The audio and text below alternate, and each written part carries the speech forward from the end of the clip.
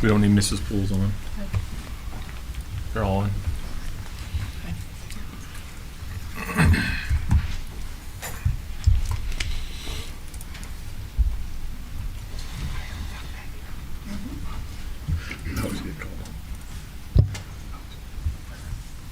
Yes. I'm not doing it.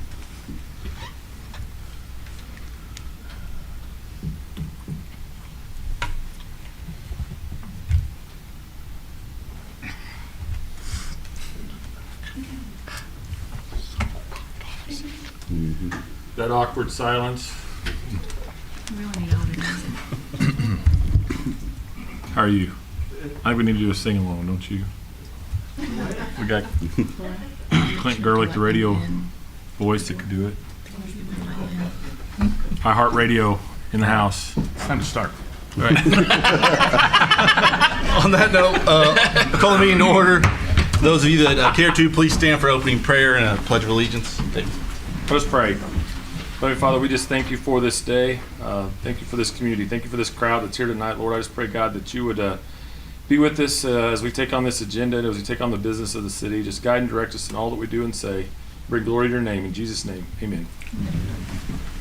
Pledge allegiance to the flag of the United States of America and to the republic for which it stands, one nation, under God, indivisible, with liberty and justice for all.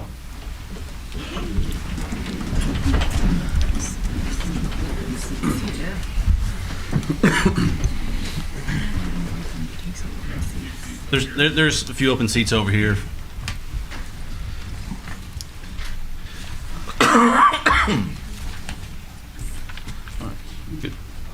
Good evening. We'll get stuff started. As most of you can tell, I'm not Matt. Matt's at a football game today, so I'm filling in, so bear with me if I mess some things up here. Start off, the first thing we get to talk about is swearing in appointed officials. We have two new councilmen, Brian Fields and Justin Neal. I don't know who wants to go first. We do them together? Same time? All right. If you guys don't mind stepping up to the podium here, I think there's a little bit of hazing and Handshake. Holding hands. There's a handshake. oh, sorry, yeah, just a handshake. Photograph.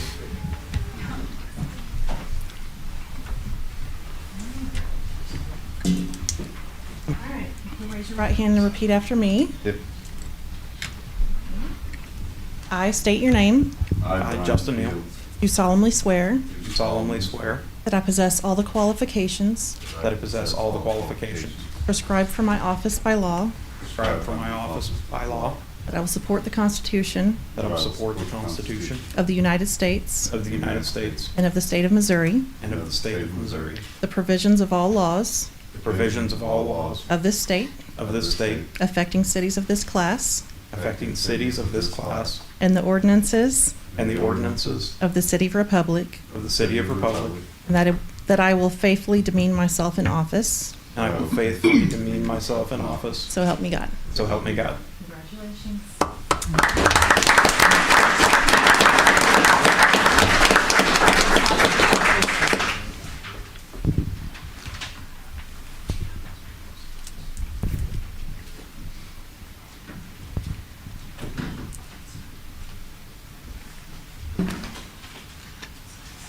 Okay.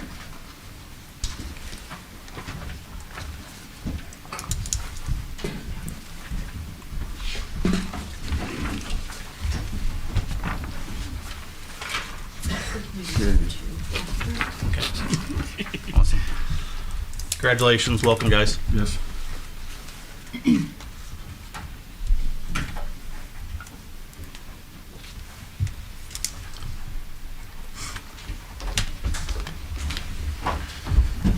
We'll now open up to citizen participation. These are items that are not on the agenda.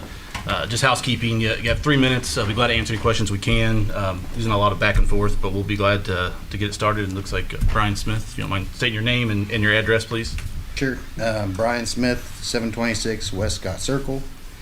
I've got a little bit of a Halloween horror story for you here, folks. I'll be brief. Matt knows how much I hate public speaking anyway. Republic's Lazy River is currently being constructed on the site of the old municipal sewage lagoon. That's right, Republic once kept its sewage in a large open lake, as was pretty common in years past. What happened to that brown lake? Let me read you a section from a publication by the Missouri Division of Geological Survey and Water Resources. Quote, probably the best known sewage lagoon collapse in Missouri is at Republic. A catastrophic sinkhole collapse occurred on October 29th, 1968. Ooh, I am not good at public speaking, I told you. An estimated 4 million gallons of sewage entered the groundwater system through this sinkhole in a 24-hour period. 2 days later, on Halloween, another collapse occurred in the lagoon. It goes on to describe how contamination was found at least a mile and a half away. The entire lake of sewage disappeared into an immense cave system that is said to reach clear to Stony Creek. I work in real estate, so assessing property viability is one of the hats that I wear daily. I came across this and it shot up big red flags for me, and I don't remember hearing it discussed in regards to the aquatic park expansion. The lazy river is currently being built on top of the old lagoon site. What tests were done to make sure that this sinkhole can support however many tons of concrete we're installing on it? You did good. You did Thank good.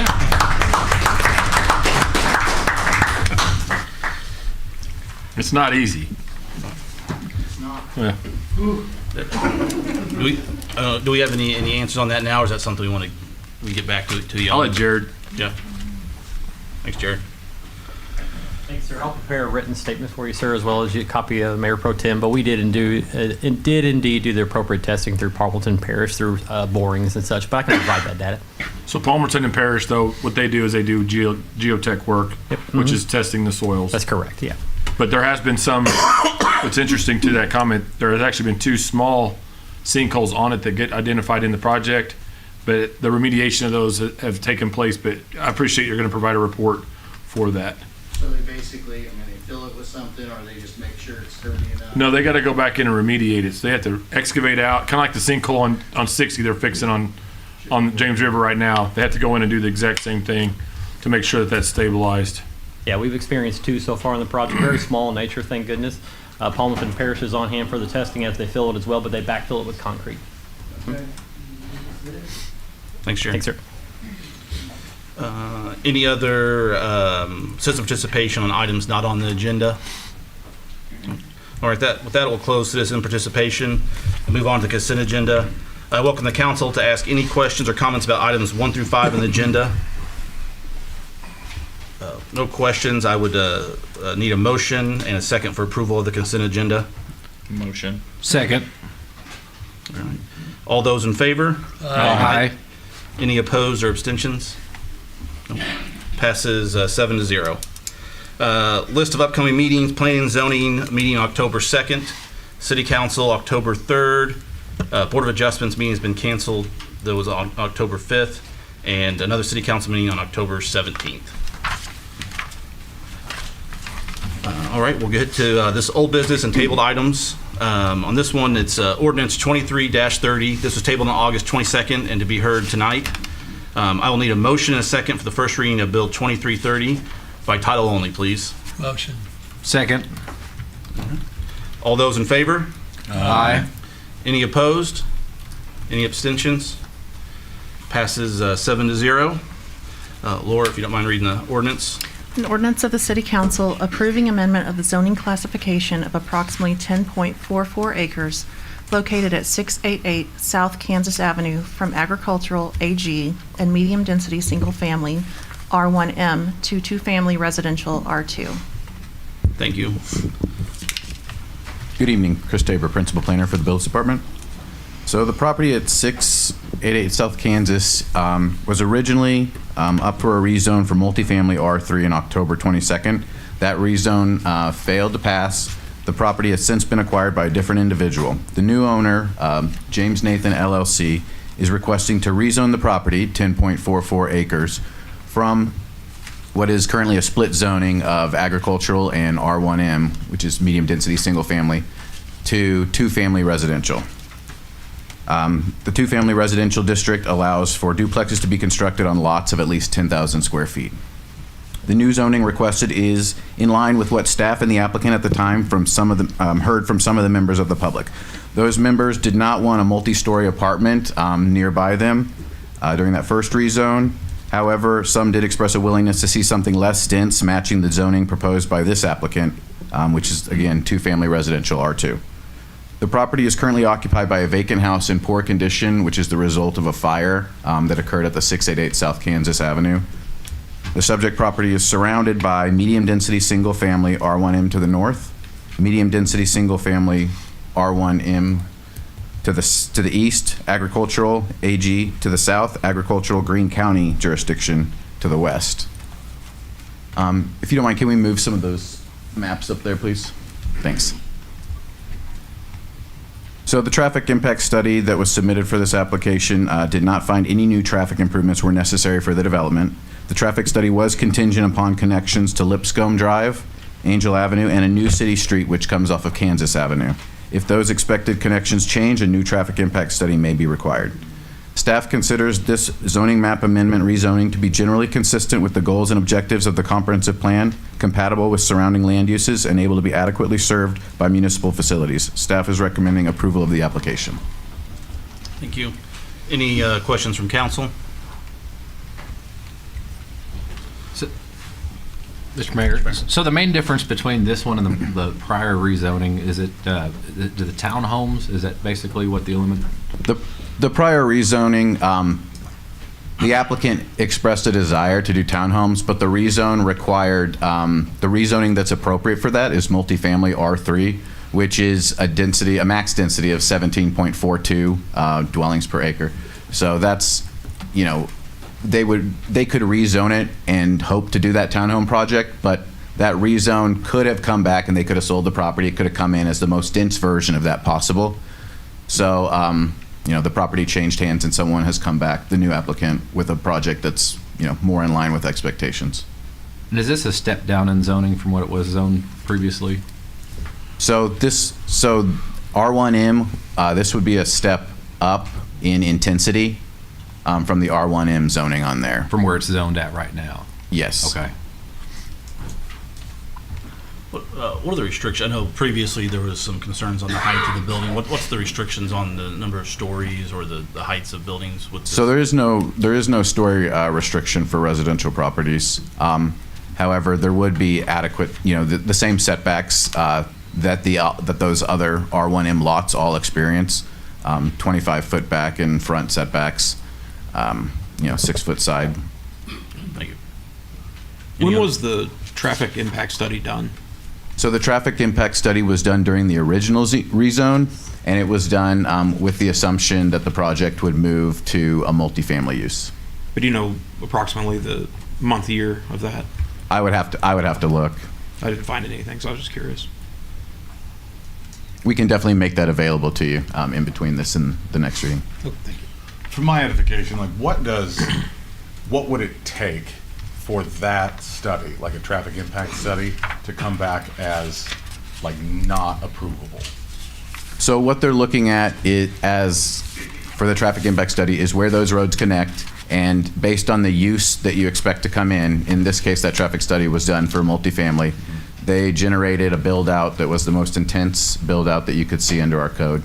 And then they, which maximized the amount of trips that property could generate.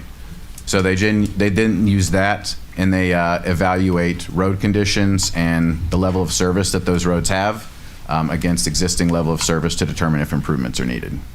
Okay. And we do see a great number of them come back with requirements, Yeah. you know, for turn lanes and things like that.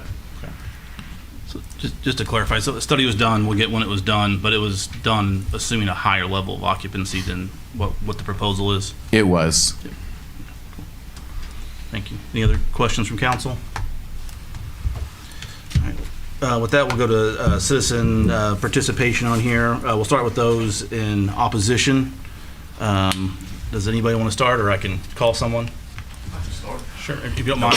Again, name, address, and then you have a 3-minute time limit, and it's all yours. My name is Colby Hall. I represent an interested neighbor to this rezoned area. I do believe tonight that City Council owes the people of Republic a fully informed decision, and that means the most current acts. I believe there's a couple circumstances, two in particular, where the suggestion to rezone in this case was based on outdated information. The first of that would be the supply and demand of two-family residential houses going forward. As you know, there is a housing market study that was done in 2021 that informs the Commission on future housing needs. That study suggested that two-family residential housing would be in a deficit by 2025. It also stated that there were no projects on the horizon for two-family residential housing. That fact has changed in the last 2 years. Currently, there's about 60 new duplexes being built in Westbury Gardens, very close to here, south of Highway 60, across from where this planned rezone is taking place. At the same time, the market study suggests that there will be a deficit of single-family housing. So what rezoning would do here is rezone this section from a zoning designation where there will be a need in the future to a designation where there will not be a need in the future based on current facts. The second reason I believe that this decision was made on outdated information is that traffic study. Traffic study was done in 2022 specifically, I believe towards the later months. That traffic study only takes into account the traffic increase based on zoning redesignation for that parcel. It does not take into account the increased traffic from surrounding subdivisions. There is a subdivision to the west of Kansas that has increased significantly since this traffic study was done. Up to 60 houses are projected to be built since this traffic study was done. This information was not retested. It wasn't reevaluated before any suggestion was made in this case. That has to be a part of this decision. Right now, we're making this suggestion based on at least 2 outdated facts. And I would also suggest that the ag section that is proposed to be rezoned would result in at least a 2-step jump. I understand that single family to two-family would be a 1-step jump, but we're also looking at rezoning an agricultural section, which would include at least a 2-step jump, and I know that concerned this council in the past. Thank you. Thank you. Thank you. Anyone else like to go to speaking against? Yep. State your name and address. Thank you. Susie Banasic, 707 South Countryside. I back up to the more narrow part of this parcel.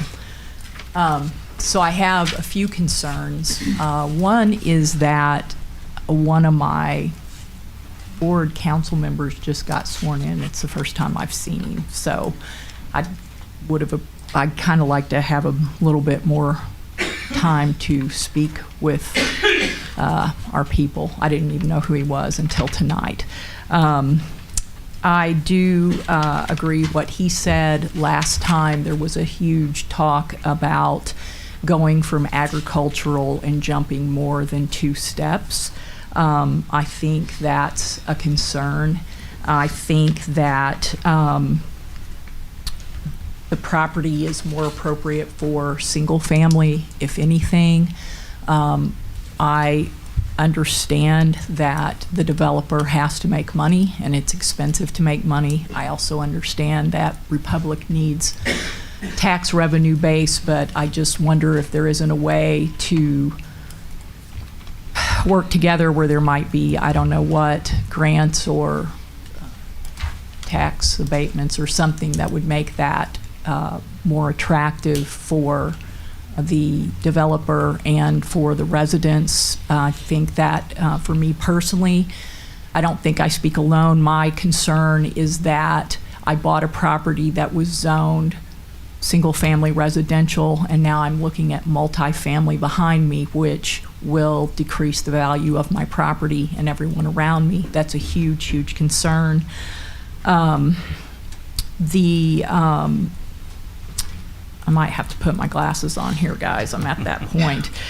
So in Republic SOAR 2040 vision, it states to grow together by always doing the right thing at the right time for the right reason. It also, in the SOAR 2040 plan, said likely housing demand for above 200,000 single-family homes was going to be much needed.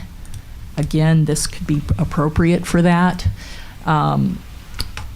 Also, recognize that potential infill sites as opportunities for development while mitigating impacts to adjacent established properties.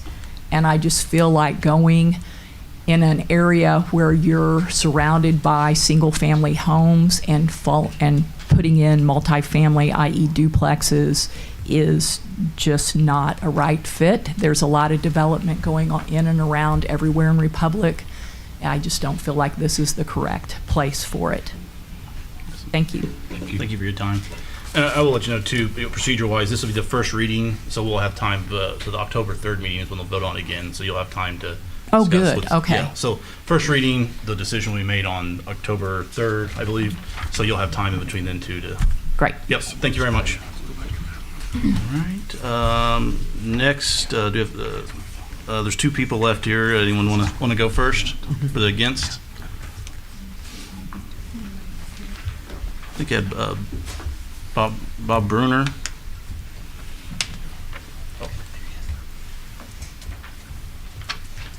Welcome, Bob. How's it going? Good. I'm Rob. I live at 728 South Lipscomb Avenue, or Drive. Just moved there, so I'm a nobody. Nobody knows me. Hi. No. Welcome. Welcome. I'm okay speaking in public. I spent many years in the military, just doing ACE, SHARP, and EO. Nobody really thinks that, maybe I don't have an opinion, because like I said, I just moved here about a month ago. But I will say I'm more of a question guy. Think of the crime. You don't know these people. I don't know what the rules are for renting people. I've spent time in New York, California, Chicago.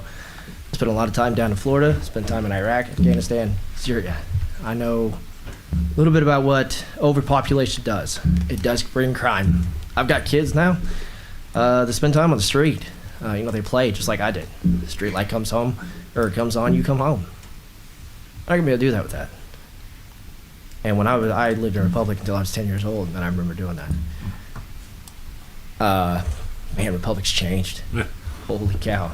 I remember that field, actually, my dad's buddy Joe actually get in trouble for chasing cattle with bottle rockets.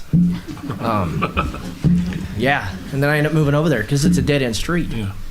And that's what attracted me to Republic in the first place. Apartments and stuff going up. I get it. People, between the money aspect, wanting to get more taxes. I get, the more people in here, the more people paying taxes. Completely understand that.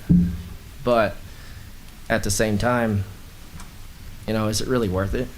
Most people come to this town because, in other small towns, because it is a small, community. And I like my road because of that. Like I said, I don't know many people there yet. But I was approached, I was probably 6 o'clock. I was approached to come up to this meeting. My little old lady sitting right back there.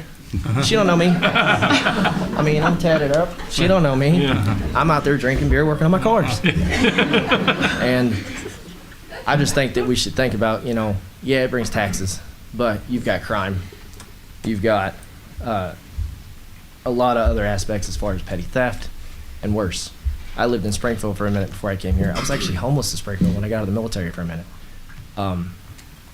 Yeah, you don't think the South Side or the North Siders came over to the South Side when I first bought a house there? Absolutely. My daughter was approached and asked, hey, can I talk to you? Some random guy. I'm not saying it can't happen here, but especially that small neighborhood, you're invited. Thank you. I think we had one more, Denise Anderson. Welcome. Denise Anderson, 744 South Kansas. We live in the ag zone right next to that property, and I am not okay with public speaking. I think all of us here would support single-family home because we know that something needs to go in there. But we are not in support of duplexes. Duplexes would surround 50% of my property if that goes in, which would result in $100,000 to $120,000 loss in my property value. All of us live here. I understand like Susie said, developers have to make money, but we live here, they do not live here. Ability of infrastructure to support development. Traffic's already an issue. We've talked about the study, not knowing if it's valid or not, so I'll kind of skip over that. O'Neill and Kansas intersection is a challenge. It's narrow. There's a culvert. If you get off, it's not good.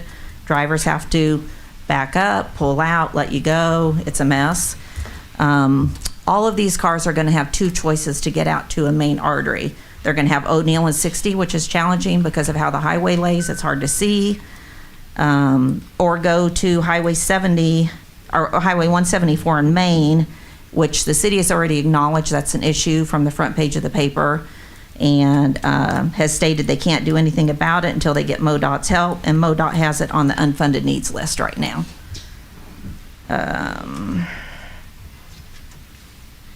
The traffic study, it can count cars, it can look at streets, but it does not give a true picture of what goes on a daily basis.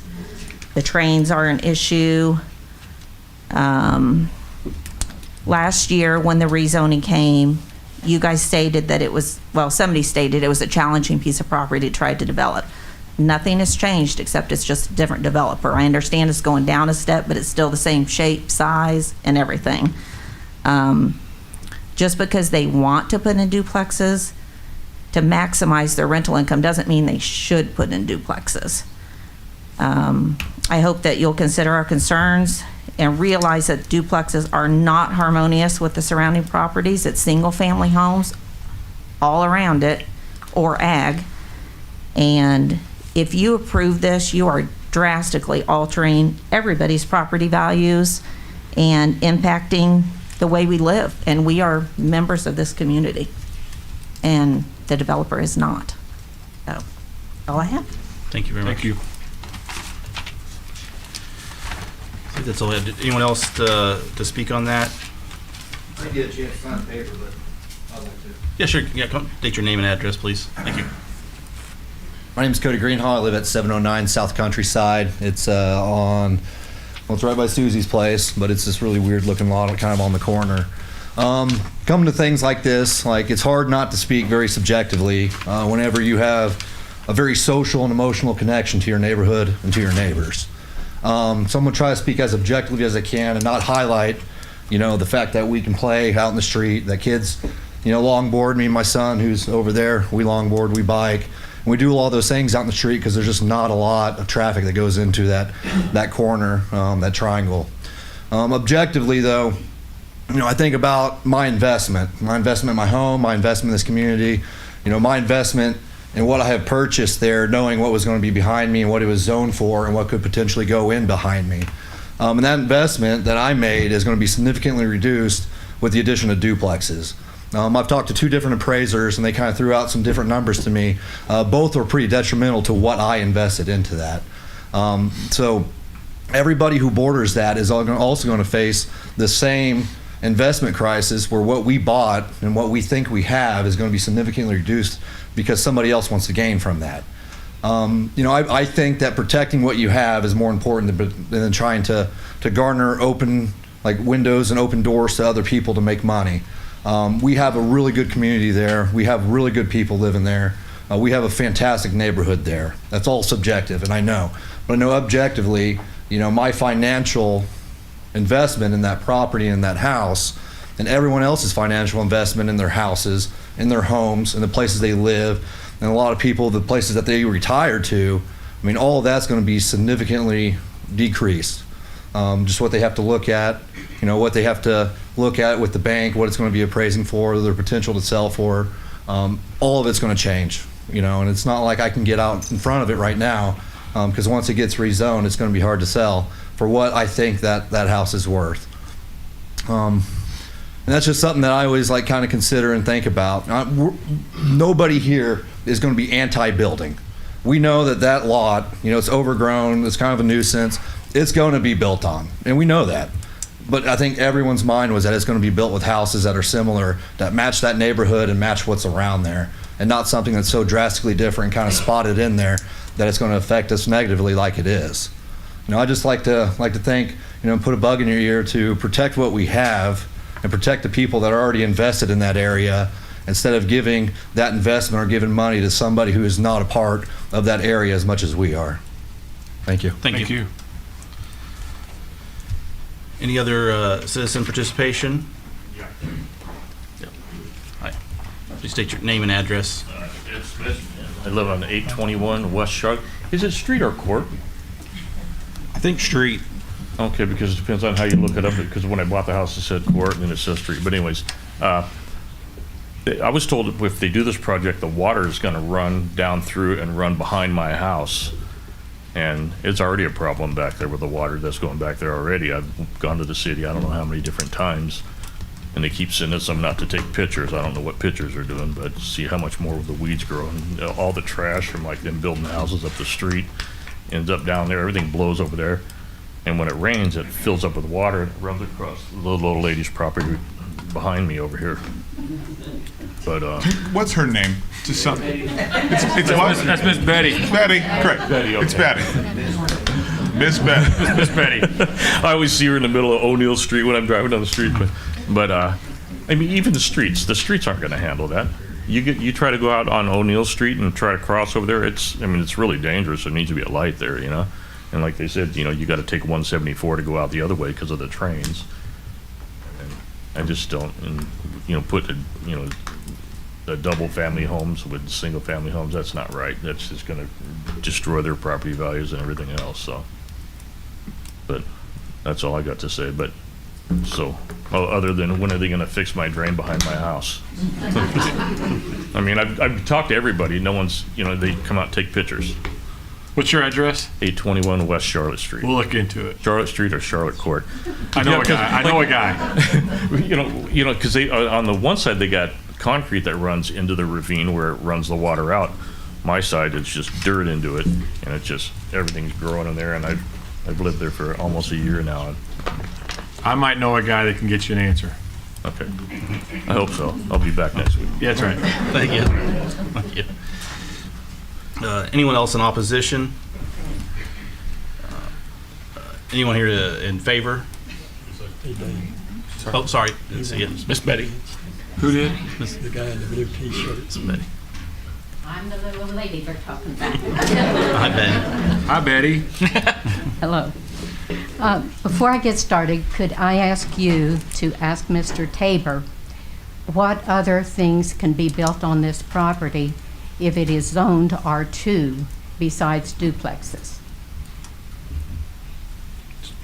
Mr. Tabor, you did a good job of framing your question. We'll just let him answer it. Yeah. Yeah. You got 3 minutes. So R2 allows for other residential uses in line with the R1 district, and also probably churches. I would have to double check that, which are also in the other residential districts.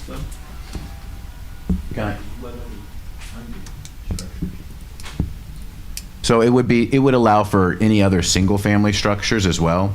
So any lesser intensity structures, no higher intensity structures than a duplex. So the main difference, I guess, to clarify, between the R1 and R2 is the duplexes. Right, it allows for 2 units to be built on one lot. Thank you.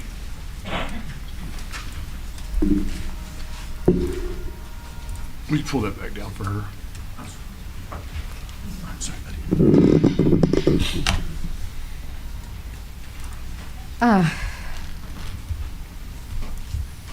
I guess I'm a little confused. I thought the ordinance or whatever says that R2 districts can also have group homes and model homes and high-density single-family homes. So, I'm sorry, do you want to respond? Yes, that's true of all the residential lots. Group homes are required by state law that we include them in our zoning district. And high-density single-family is a lower intensity version of, it's a lower intensity use than R2. It's a 7,000 lot size, 7,000 square feet lot size single-family district. and model homes? Model homes, what a model home is what we see is a developer will come in and they would like to build a home, usually at the beginning of the subdivision, that is a model home. It's what they use to sell the rest of the development. So that's included in all of the other residential subdivisions as well. You see a lot of developers, it's pretty common for someone to want to put that in there if they're developing all of the lots themselves. Thank you. Okay. I think that clarifies everything. Group homes and model homes and high-density, single-family residential. That means smaller lots than what exists in the neighborhood. Okay, I'm scared to death. I have practiced this, and I came in under 3 minutes, so I've got to go real fast, and you'll You have got to it, listen Betty. fast. I hope that you are aware that there were protest petitions signed by 51 nearby neighbors, as well as notarized petitions. This represents citizen input, as does the presence of those here tonight. The concerns of those in the neighborhood should carry considerable weight in evaluating the merits of this proposed zoning. It is in the public interest and the public good to deny this rezoning request. Republic citizens must feel assured that the quality of life and property values are protected by the city's planning and zoning decisions. There is simply no justification for inserting 10 acres of duplexes into the middle of this mass of single-family homes. An investor has a right to develop his property, but duplex zoning in this location infringes on the rights of the existing property owners. It is not your job to ensure a developer makes the return on his investment that he hopes for. On the P&Z exhibit, it states two-family residential zoning is considered compatible with single-family uses and can be found in numerous areas across the city. Note that R2 zoning is different from land use zoning that is sometimes found in planned development district zoning. I asked the planning department for a map showing the zoning for duplex subdivisions. On the map, I noted that there were several colored areas indicating duplexes sprinkled throughout town. These spots had few duplexes, maybe 1 to 4, and they were on acres of land, looked like less than an acre of land. These were mostly located where you would expect duplexes to be, along Highway 60, along Highway 74, North and South Main, and West Elm. I was especially interested in locating duplex zone subdivisions similar in size to the one the applicant is seeking to rezone. I found very few. One of these locations is adjacent to the city's sewer treatment land on the north. The other is located next to Alpine Village Trailer Park. There is another that appears to be located very close to commercial zoning on West Highway 60. Do you think our neighborhood is similar to these locations? Of course not. None of these larger parcel locations compare to the neighborhoods that we are talking about tonight, so they should not be used to justify this rezoning. The city's exhibit mentions infill densification as being a zoning goal of the city. Infill densification in this location and of this magnitude is nothing more than a euphemism for spot zoning. It is arbitrary and it is wrong. Thank you.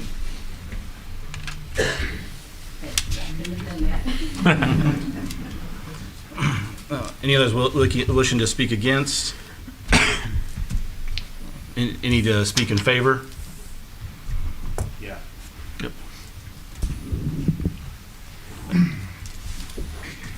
Sean Berry, Toth and Associates, 1550 East Republic Road, Springfield, Missouri. I'm here on behalf of the developer to discuss this property and want to go through a few things with you all, and then happy to answer questions if you want to ask us any questions about the development. Real quick, I wanted to kind of reiterate what staff said. This particular zoning request is brought back to you all as a reduction in what was proposed before, and we did that at the direction and request of the planning board and recommendation of the planning board. And so this zoning request is also not unlike other spots in town where R2 is intermixed with R1. If you look around town, you'll find that in several different locations. It's also in line with the city's master plan, as staff had mentioned earlier. So as far as the property goes, I think this is probably good news to the neighbors of this community, but the property is very difficult to develop because it's so narrow. And with that, it's nearly impossible, if not impossible, to reach the densities that are in the city's zoning. And so while your zoning allows a denser development than R1, it's really not physically possible with the configuration of this site to get a development that's denser than R1. And so your current R1 zoning allows about 4 lots per acre. This development's going to have 2 lots per acre with 2 duplexes on it and a total of 44 units. So we're talking about basically a very similar configuration to an R1 development at this location. However, if we did R1 on this property, you'd only be able to get half the units there. So I think that helps with a lot of the discussion that I've been hearing amongst the people that live in this area, with traffic being a concern, and increased traffic volumes is obviously an issue in any area. In this particular case, if you were to allow an R1 zoning in a similar aspect, you'd expect similar traffic volumes. So I know a traffic study wasn't updated for this particular rezoning request. It was updated for the R3 request, and it was also reviewed and approved and recommended that no improvements were necessary, with a density of about 90 units. In this case, we're proposing 44. So the traffic study can be updated. I think you'll see that the answer is that it'll provide similar results as to what it was before. And so also I want to address one more question one more comment real fast about stormwater. We're proposing 2 stormwater detention basins on the 10 acres to be able to handle the 2 different drainage areas. So we'll meet the city requirements as far as stormwater goes and return the conditions to the same as it was prior to us being there. Appreciate your time. Thank you. Thank you. Anyone else to speak in favor? With that, again, a reminder, this is the first reading, so if you have any questions, please get with staff before the next reading. Again, I think that'll be October 3rd. And appreciate everyone coming, taking time to come here. For those that have already spoke, feel free to stay. You don't have to stay for the rest of it. We're not going to be offended if you get up and leave. But again, I appreciate everyone coming and talking, and don't feel like you have to stay if you don't want to listen to the rest of the meeting. So thanks again. Now we'll move on to new business. Yeah. Just shh, keep it down.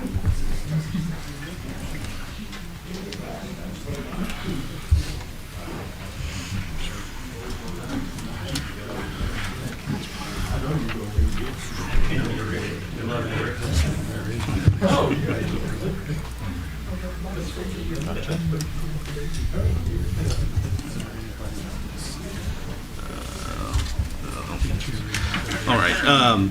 We'll move on to new business. I need a motion and a second for the first reading of Bill 23-35 by title only, please. Motion. Second. Thank you. All those in favor? Aye. Any opposed? Any abstentions? Passes 7-0. Laura, do you mind reading the ordinance, please? Ordinance of the City Council approving a special use permit for Melanie Ferguson to operate Republic Animal Hospital on real property located at 542, 546, 550, and 554 East Harrison Street. Thank you. Mr. Reese. Good evening, Patrick Ruiz, Associate Planner. The applicant, Melanie Ferguson, is requesting a special use permit for a veterinary facility or similar establishment at 542, 546, 550, and 554 East Harrison Street. The property is approximately 1.74 acres and is zoned general commercial C2 and currently has a commercial building on the site.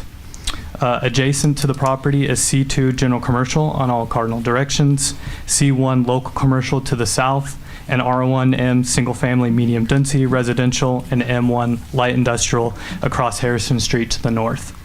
The applicant is requesting a special use permit to redevelop and operate a veterinary facility in the 4 western units of the existing commercial building. The applicant is proposing the expansion of an existing business that is currently located at the same building at Unit 574. If approved, it would allow the applicant to move forward with the commercial remodel building process.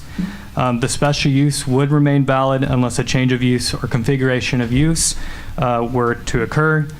Based on those findings, staff considers the proposed special use generally consistent with the city's special use permit ordinance and recommends approval of the application.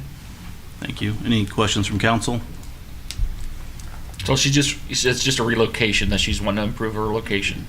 Yeah, so the applicant currently has the Republic Animal Hospital in 574, which is kind of on the eastern part, and they're wanting to move into the old Jordan Valley Clinic on the western side and remodel those units into the Republic Animal Hospital for a bigger expansion. Have you guys heard any of the other tenants speak against this in any way? There wasn't any opposition at the P&Z meeting, and we haven't had any calls in opposition. Okay. And to clarify, I know I reached out and you answered my question, but could you explain the reason why this is up with the special request? Yeah, so, it requires that veterinary facilities or similar establishments that treat or have boarding of animals, to get a special use, and this allows for a public hearing for adjacent properties to see if they have any opposition or speak in favor of the application, and, to make sure it's harmonious with adjacent uses. And then with the expansion or reconfiguration of the existing use, that triggered the special use permit. Thank you. Any other questions from council?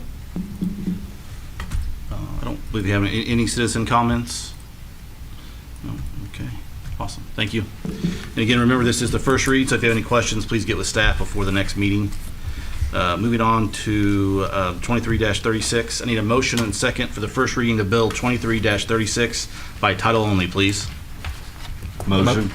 Second. Thank you. All those in favor? Aye.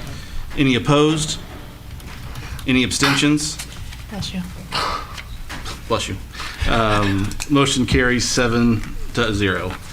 Laura, will you please read the ordinance?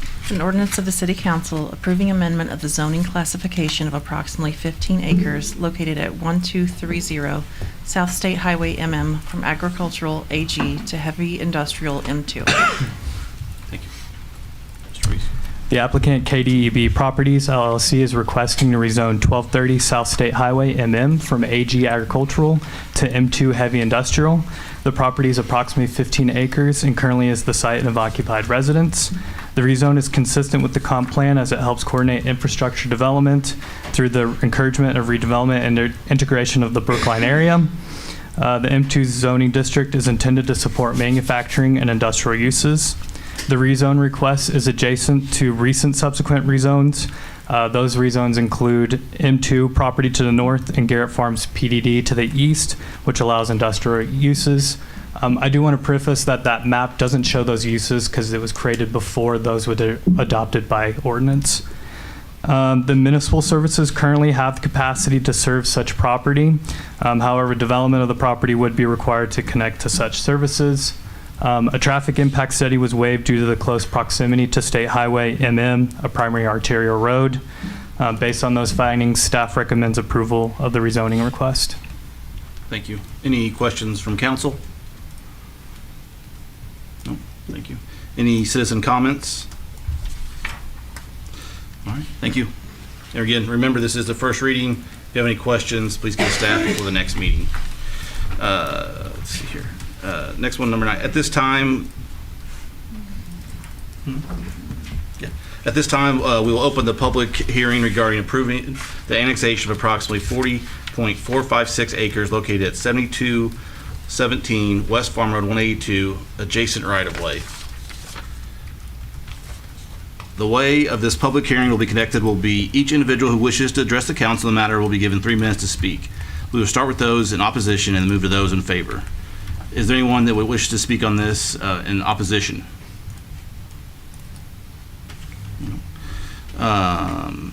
Seeing no one in opposition, anyone that would like to speak on this, speak to the council in favor of this matter? No, please come forward. Thank you. Please state your name and address, and you'll have 3 minutes. Thank you. Thank you. My name is David Messner. I live at 5073 South Walden Lane in Brookline, Missouri. And I want to speak in favor of the annexation on behalf of Jim Henderson, owner of the property. I live in the community, own a commercial building in the community, and enjoy the community. Our desire is to purchase the property and ultimately develop it into medium-density residential properties here in Republic. And so we're in favor of this and appreciate the efforts of staff as well as the opportunity to be here. Awesome. Thank you very much. Thank you for your investment. Anyone else that would wish to speak in favor? See no one else to speak, I will now close the public hearing. That's all I have to do on that one? Lauren? That's it. Oh, that was easy. Okay. Yeah. Moving on to item 23-37. I need a motion and a second for the first reading of Bill 23-37 by title only. Motion. Second. All those in favor? Aye. Any opposed? Any abstentions? Motion carries 7-0. Laura, can you please read the ordinance by title? An ordinance of the City Council approving the annexation of approximately 40.456 acres located at 7217 West Farm Road 182 and adjacent right-of-way.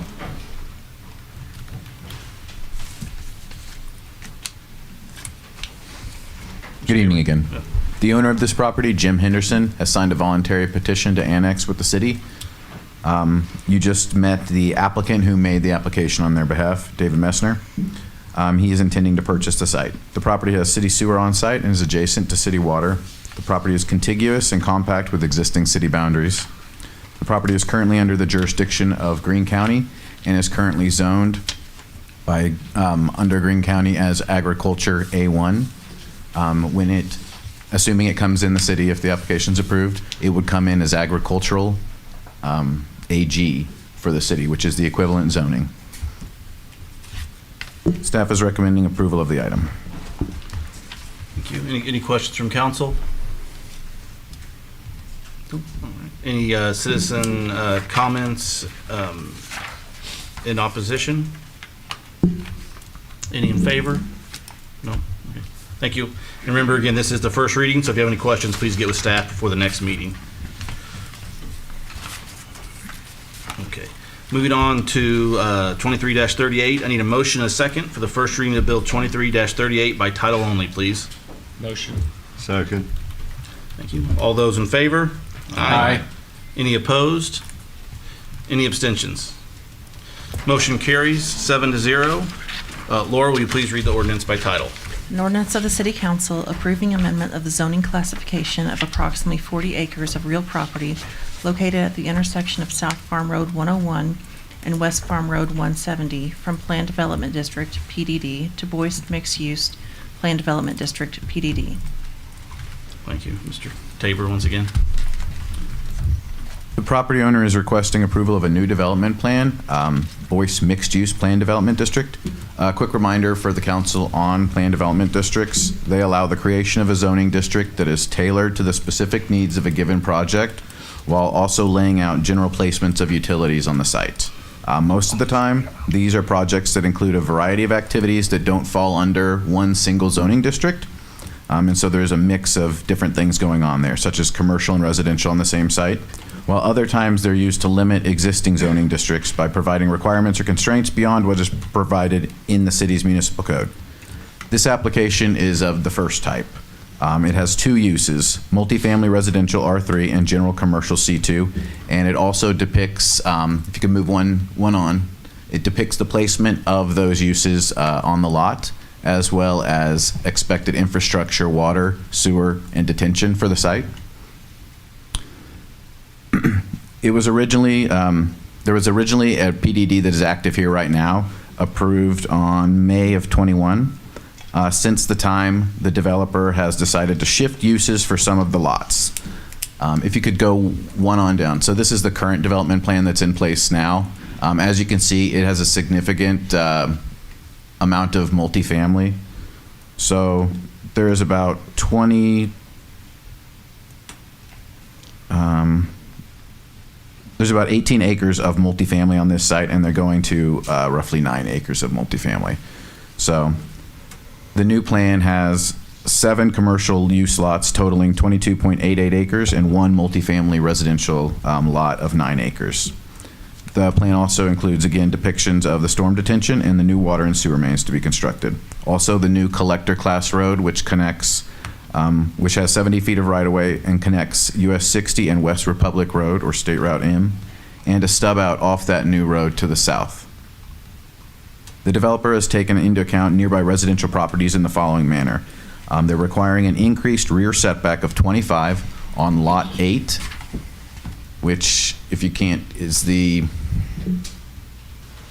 one, can you see that one? Up, down. Down. Over one, right there. So, on Lot 8, they've required an increased rear setback of 25 feet and required screening along the southern property line. On Lot 9, which is the furthest right lot, the furthest east lot, where the detention's located, the one with multifamily as well, they're adding a 50-foot setback and required screening along the western property line. The goal, and you can see the screening is represented by what looks like circles, they're trees. So the goal is to screen all of those residential use properties from any of these uses that are incoming. The screening does meet the city required screening for those uses against residential. However, the setback again is, exceeds what we would have required if this lot built out in normal zoning. A traffic impact study was not required for this development because the changes proposed are expected to lessen the number of trips generated by the development from what is currently approved. The exact placement and design of all infrastructure will be reviewed by staff during the infrastructure permitting process. Staff is recommending approval of the application. Thank you. Any questions from council? I have one. Here, Mr. Wilson. On the apartment, what was the allowed room for parking? So I believe this one does limit parking, I want to say, to 1.64, which is slightly less than, per unit, which is slightly less than what the city requires of 2. Can 2 cars be parked side by side, or is one going to be over the sidewalk? Oh, no, all parking will be on the site. All parking will be totally contained to the site. They did have a slightly lessened parking requirement for themselves on this. Any other questions? I guess just so the main difference was less multifamily, more commercial space from the previous approval. Right. They looked at the kind of the incoming inventory of multifamily and decided to change the use of those lots if allowed. Awesome. Chris, has the property changed hands, or is it still under the Boyce? It's still Mr. Boyce's. So we have Caleb Freeland. Yeah. Speak in favor. Caleb. Thank you. I think Chris summarized it pretty well. Basically, Jeff was just interested in changing some of the residential uses to commercial. We did send some updated trip generation numbers to MoDOT, and they weren't concerned about our connections that we already had proposed. So if there's any questions, I'd be happy to answer those.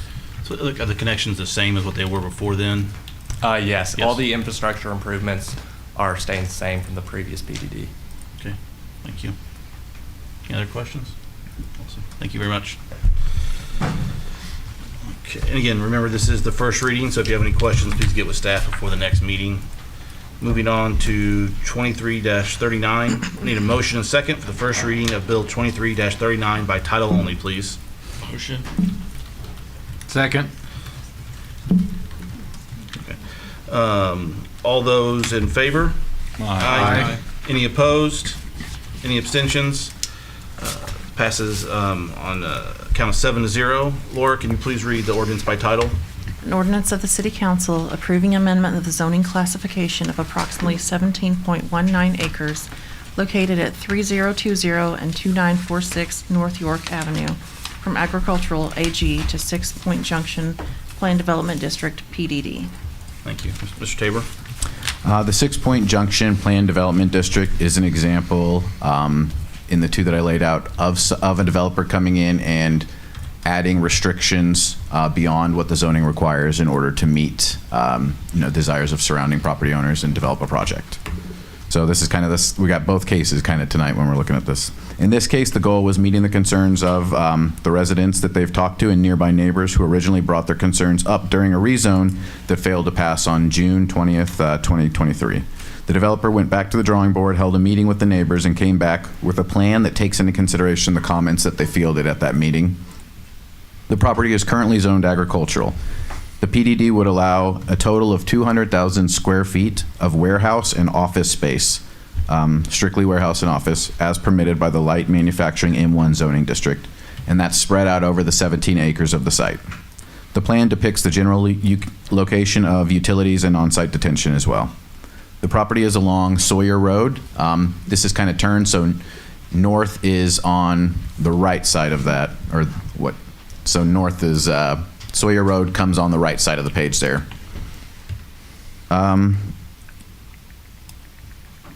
Sawyer Road's a secondary class arterial road of 80-foot right-of-way, and also abuts, and this property also abuts the railroad on its east property line. It also runs along York Avenue on its western property line. Adjacent property uses include across Sawyer to the north, light industrial M1, and it's the Spire site. To the east, across the railroad, is agricultural AG, which is farmland and future city park. To the south is Trifecta Restoration, which is zoned general commercial C2. And then to the west, across York Avenue, is medium density single family residential R1M and agricultural AG, which are residential use properties. The trend along Sawyer Road is primarily industrial and commercial of varying intensities. The trend along York Avenue is residential uses to the west and commercial to the east. One of the main concerns voiced at public hearings was that the development might cause an increase in commercial traffic on York Avenue. So the developer has taken into this account on the plan, and they've allowed no connections onto York Avenue. The city has discussed with them the best way of circulating traffic, and that's 2 connections on Sawyer, which will allow for the requirements of fire circulation and also discourage anyone from taking York for commercial traffic. An additional concern was that the impact that the development's activity might have on nearby homeowners. So the 6 Point Junction PDD has provided screening far in excess of our municipal code. A 20-foot landscape screen exists. Can you go back up, Chris? A 20-foot landscape screen exists along York, which is on the top of the page there, and it comes all the way from the detention site and then meets additional screening that's on the south of the site, which is on the left side of the page. So those screens are not on the property lines. There's easements separating them before you even get to the screening. So the screening itself is offset from the street.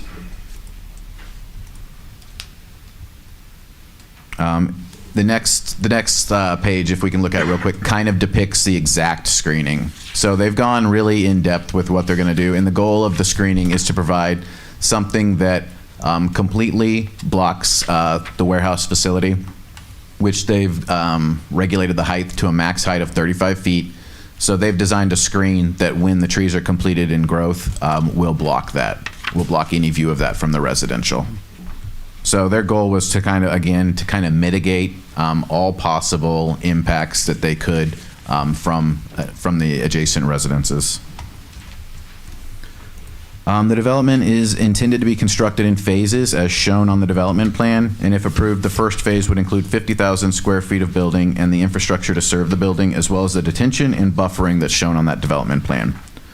The precise location and design of infrastructure would be reviewed for compliance with the city's municipal code through the permitting process. Staff is recommending approval of this application. Thank you. Any questions by council? Mr. Mayor, Mr. Franklin. what was the final vote in planning and zoning on that? Looks like 3-2. Was it 3-2? That's what I had. I got confused between watching it and keeping. Okay. Thank you. So is that considered passing by planning and zoning as far as how many votes did they need to pass? That's a majority to pass. That's a majority. That's all they needed. Okay. It's just a recommendation regardless. Perfect. And if it was 3-2. Perfect. So I do understand the offset there where they'll have the trees on there. Any address? I think last time people had questions on the corner there of York. Was there any any discussion on any changes to that? So there aren't any changes depicted on this. We do have some individuals who can speak better to what they plan to do with exactly what that fence comes in, because there is some leeway in where they can choose to build that. And also, there was discussion at the planning and zoning meeting in exactly how when they do construct that fence to maximize visibility coming around the curve and minimize, the existence of brush that's there now that does, make it obscure kind of that turn as well. Okay, but there's not in the plans to change the actual road, though? Oh, the actual road? No, there's no changes. There will be no changes to the road. Okay. What I was discussing was, if you can see that buffering there was some discussion at the planning and zoning, the buffering where that road jogs. Some discussion about putting the fence and curving it in such a way that it maximizes visibility as you're coming around that curve. Makes sense. Thank you. Any other questions? Mr. Mayor, so that 3-foot berm, in the planning and zoning, I'd heard them mention that there was the developer had made a 3-foot berm plus a 6-foot fence. Now that privacy screen, is that running all the way from that S curve down to Sawyer and then down Sawyer, or does it stop? It does not run all the way to Sawyer. It starts at the south point of that detention and then runs all the way down York and then runs along the south of the property line. Okay, that's the little thicker black line that's right there. Yes. Okay. And it's shown that way just because there are a couple of easements that are forcing them to offset that. There's, I believe, a 10-foot easement along York and a 50-foot electric easement on the south of that property. So that space is not usable to them. They'll have to stay out of that in any case. And so the berm and the fencing, all of that will be outside of those easements. Thank you. And sorry, just to clarify, I know before it wasn't PDD, but so there'll be no access onto York. They all have to come from Sawyer, correct? Correct. No granted access to York. This development plan is what they'll be forced to stick with if this is approved. And then the PDD, how long is that good for? Is this indefinitely, or nothing is done in 2 years? They have to come. How does that work? And then what would happen if they wanted to deviate from the PDD plan? So, if they want to deviate from the development plan that's shown here tonight, they'll be required to come back forward the same way that the previous PDD came back forward because they wish to deviate. As far as the length of time that those PDDs are allowable for, it's 4 years, and then on a phased project, it can go to 8, depending on how that plays out. Thank you. Any other questions? Now, is this the same people, or did he rebrand into a LLC? This, I'll let them kind of speak to who exactly is involved. My understanding is the development team is the same. Okay. Thank you. Any other questions by council? No. All right, seeing none, I'll move it on to Hold on, we got. Oh yeah. citizen participation. So Melanie Clark. Melanie Clark. Speaking against. Thank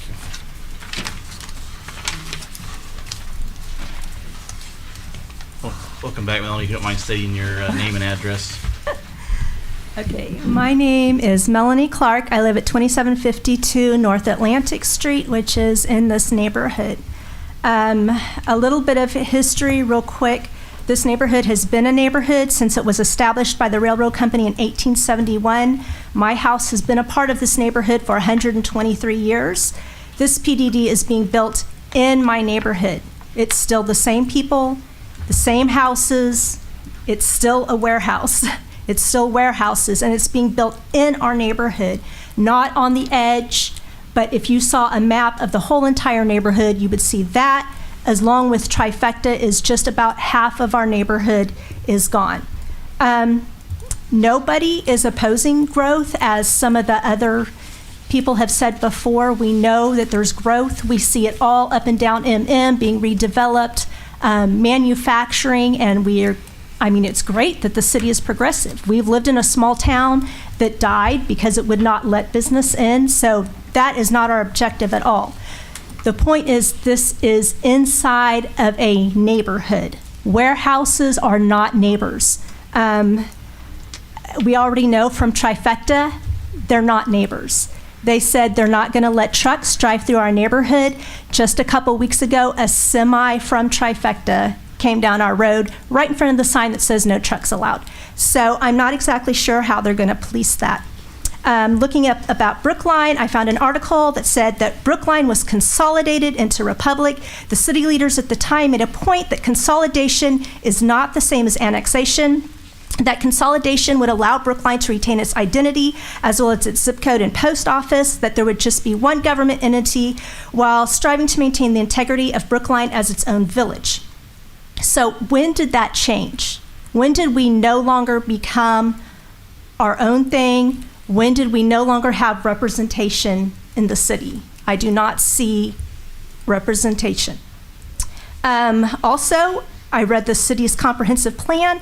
It says the nearby historical Brookline area was of great importance to the founding of the Republic. A village known as Little York was established in what is now Republic North, formerly Brookline. And it said in 2005, City of Republic and Village of Brookline agreed to involuntary annexation. Why was there a change in the wording? Objective 3A says to connect the former Brookline area socially through rebranding as Republic North, and it said that it was essential for the Village of Brookline was essential to the City of Republic, and it had strong historical roots, and it was important for city staff and officials to ensure that this area, poised for significant investment, is developed in such a way to respect historical roots of what remains of the former village site. So how are our roots being respected? And real quick, I'm running out of time, but I did a lot of research, and there are very... You're good. Don't finish. Can I finish? Yeah. Okay. I did a lot of research. I could write a master's dissertation right now about the economic impact of warehouses. And I'm asking you tonight, what are the positive economic impact to the city if you allow Brookline piece by piece to be turned into an industrial park? Research has shown, and this is many, many articles, I've done a lot of research. I will be glad to show you the links to all the magazine articles and things, but this is government research. This is research into cities that have warehouses, Amazon, things like that. It showed that the warehouses do not add a significant boost in local economy. Turnover is high. Jobs created in the warehouse industry are offset by job losses in other sectors. There's no growth in private sector employment. That it's much better to invest in public services and infrastructure for spurring long-term economic development. That the adverse effects of warehouses are adverse effects to health, excessive noise, traffic, and property value decline. That earth berms and walls only work if it obstructs your view of the noise source from your home. Otherwise, they do no good. I talked to Lauren Barnes from Color 10. She said that when she did her thing on the economic impact of Amazon, that the city would not give her any hard numbers on sales tax generated by a single business. Where do we find what good has come from all of these warehouses? And so this warehouse, they said they're coming, it's going to be great, they're going to hide themselves from the neighborhood. They've made all these concessions. What is the positive impact going to be? Who is this going into our neighborhood? How exactly could they be good neighbors? They don't even know us. They don't know our neighborhood. So far, we've had nothing but bad things happen having a warehouse as a neighbor. These concessions still mean that half of our neighborhood is going to be gone. And also, the point is, when is it going to stop? Okay, in 2020, I talked at a city council meeting. I spoke with Mr. Cameron. He told us that Brookline was a major player, but when is it going to stop? Does that mean that our whole entire village, our whole entire neighborhood is going to continually be rezoned until we have nothing left? Is that what being a major player is? We have no representation. We have no voice. And so when is it going to stop? And how many of you want a warehouse inside of your neighborhood? Not on the edge, not on a side street, in the middle of your neighborhood. And how many of you would be happy to give up all the things that a neighborhood has for perhaps a few jobs, and we don't even know if it's going to be people in Republic benefiting from it? Thank you. Thank you. Ricky Haas. Ricky Haas. Corey, sure. Please state your name and address. Yeah, good evening. My name is Corey Weimer from Olson at 550 St. Louis Street. I'm one of the engineers working on this project representing the developer. We also have Ricky Haas here, is also one of the engineers from Olson working on the project, along with the developer Diana DeVore, real estate agent Caleb Moreno, and Brad Samuels, the architect from H Design. We also have the seller property and neighbor here. So if you have any questions at anything on this development, we have a whole team here to answer any of your concerns. As mentioned, you previously saw this case as an M2 rezoning. However, that ultimately got denied from concerns from the neighbor in the city due to the wide uses allowed with little no restrictions on what can be developed at the property. So after feedback from the city and neighbors, we're proposing this planned development, which will follow M1 regulations. We are proposing to build the improvements shown on the exhibit in the staff report. If approved, this means that we'd only build a maximum of 200,000 square feet of warehouse and office. This project is proposed to be built in multiple phases, starting from the north end of the site, which is that, as mentioned, the right side, working the way to the south.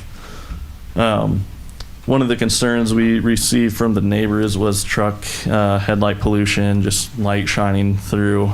So as part of this planned development, we have included an expanded landscape buffer and building setbacks on that west and south property line.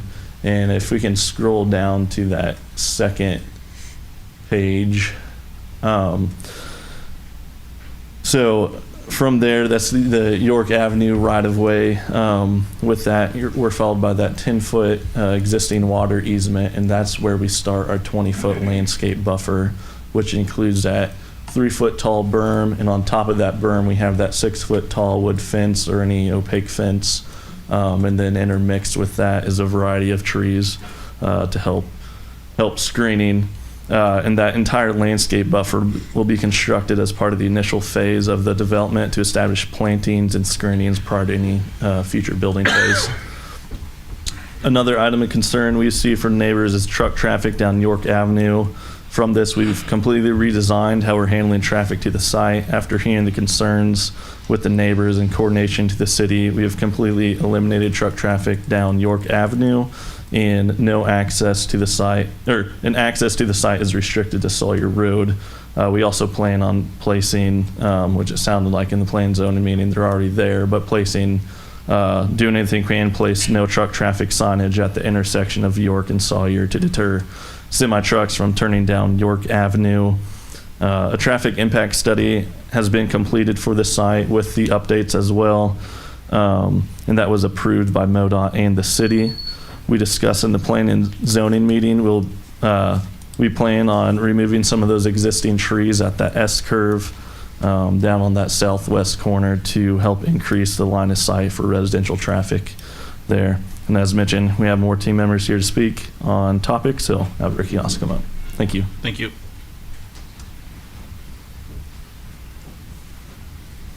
Welcome. Good evening, everyone. I'm Ricky Haas with Olson, also doing the civil engineering, 550 East St. Louis. I don't want to hit on a lot of things already said, but yeah, we came to you guys with M2. We realized real quickly that was a mistake. We came here down to M1. We just want to do warehouse and office. We're locked into the square footages. We're locked into this layout. We don't have any buildings within 40 feet of our property lines. There's no buildings within over 100 feet from any of the Brookline stuff to the south. We're buffering. We basically took all of the planning and zoning findings of fact from the last go-round, comments from you all at the last attempt at rezoning, and we feel like we've done a good job at addressing those. I'll reiterate, because some of the things I did last time is that there's a lot of money invested in this parcel. It doesn't look like it. It looks like an wide open agricultural field. But we've got sewer main that's been built that flows to a lift station that was designed for this to be developed. We have water mains running along York that were built and sized with water towers on either end. A lot of money invested in those with this to be planned as development. There's power lines, natural gas, not to mention the MM roadway improvements, the tens of millions of dollars that we've all heard going on. This would directly impact that. We have an approved traffic study with the City of Republic as well as MoDOT. They agree with the way we're handling traffic. With the comprehensive plan, one of the goals is to encourage redevelopment and integration of the Brookline area. We feel like we're doing that, and the objective is to support the development of industrial and commercial center where infrastructure and transportation exists. Like I just said, we have the infrastructure, we have the transportation. We feel like this is the right project for this area. We're trying to be good neighbors, keeping stuff away from the property lines, utilizing the north, sending all of our traffic to the north, phasing our development starting at the north. I feel like we've done a good job at really trying to do the right thing here. We have a developer that's willing to spend over $8 million on phase one of this, invest in the community. That creates jobs for contractors building the project, all the way through to truckers that would use this facility, bring materials here. There's a lot of job creation that would happen here. And then $15 million on phase two. So huge investment in the community, a lot of job opportunity. We have potential tenants that are waiting to see the outcome of this, supply company type tenants.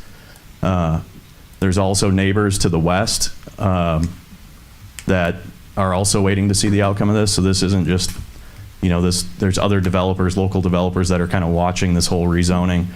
Caleb and I work hand in fist with local developers all the time, and there's just a lot going on here, and there's a lot of opportunity in this area, and it's being watched pretty closely. So with that, we're hoping that you guys can give us a yes vote here. And with that, I'll leave it to the landowners. But if you guys have any engineering questions, I'd be happy to answer anything that you guys have. Awesome. Thank you. Any questions? James Wade. Thanks. Thank you.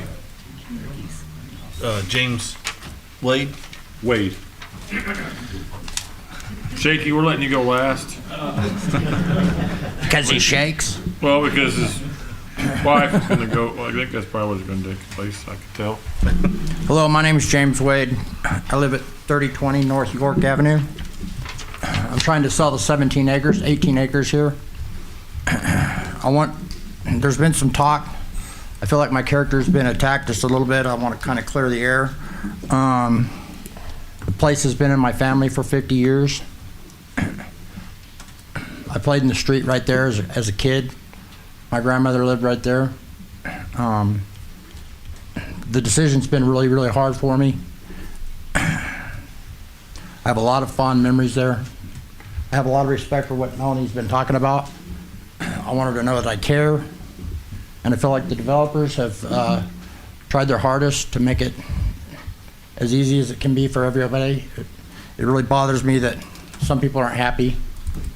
I moved away when I was a kid, but I moved back in around 2000. I built a home there. I raised my kids there. They went to Republic High School. Go Tigers. I understand about Brookline Station. I also understand about Republic. I want to know that I love Brookline Station and I love Republic. It's hard for me to leave, but I want to get out of town. When I first moved there, we were out of town. Staying there now is not something that I want to do. My kids don't want to.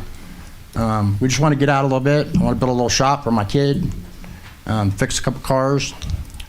I've been a mechanic in Republic for 15 years. I worked down here at Sawyer Tire for 6 years. There was a place out here called Auto Performance. I don't know if anybody ever heard of them, but I fixed cars there for 10 years. We did a hell of a job. The trifecta thing, I kind of want to back those folks up.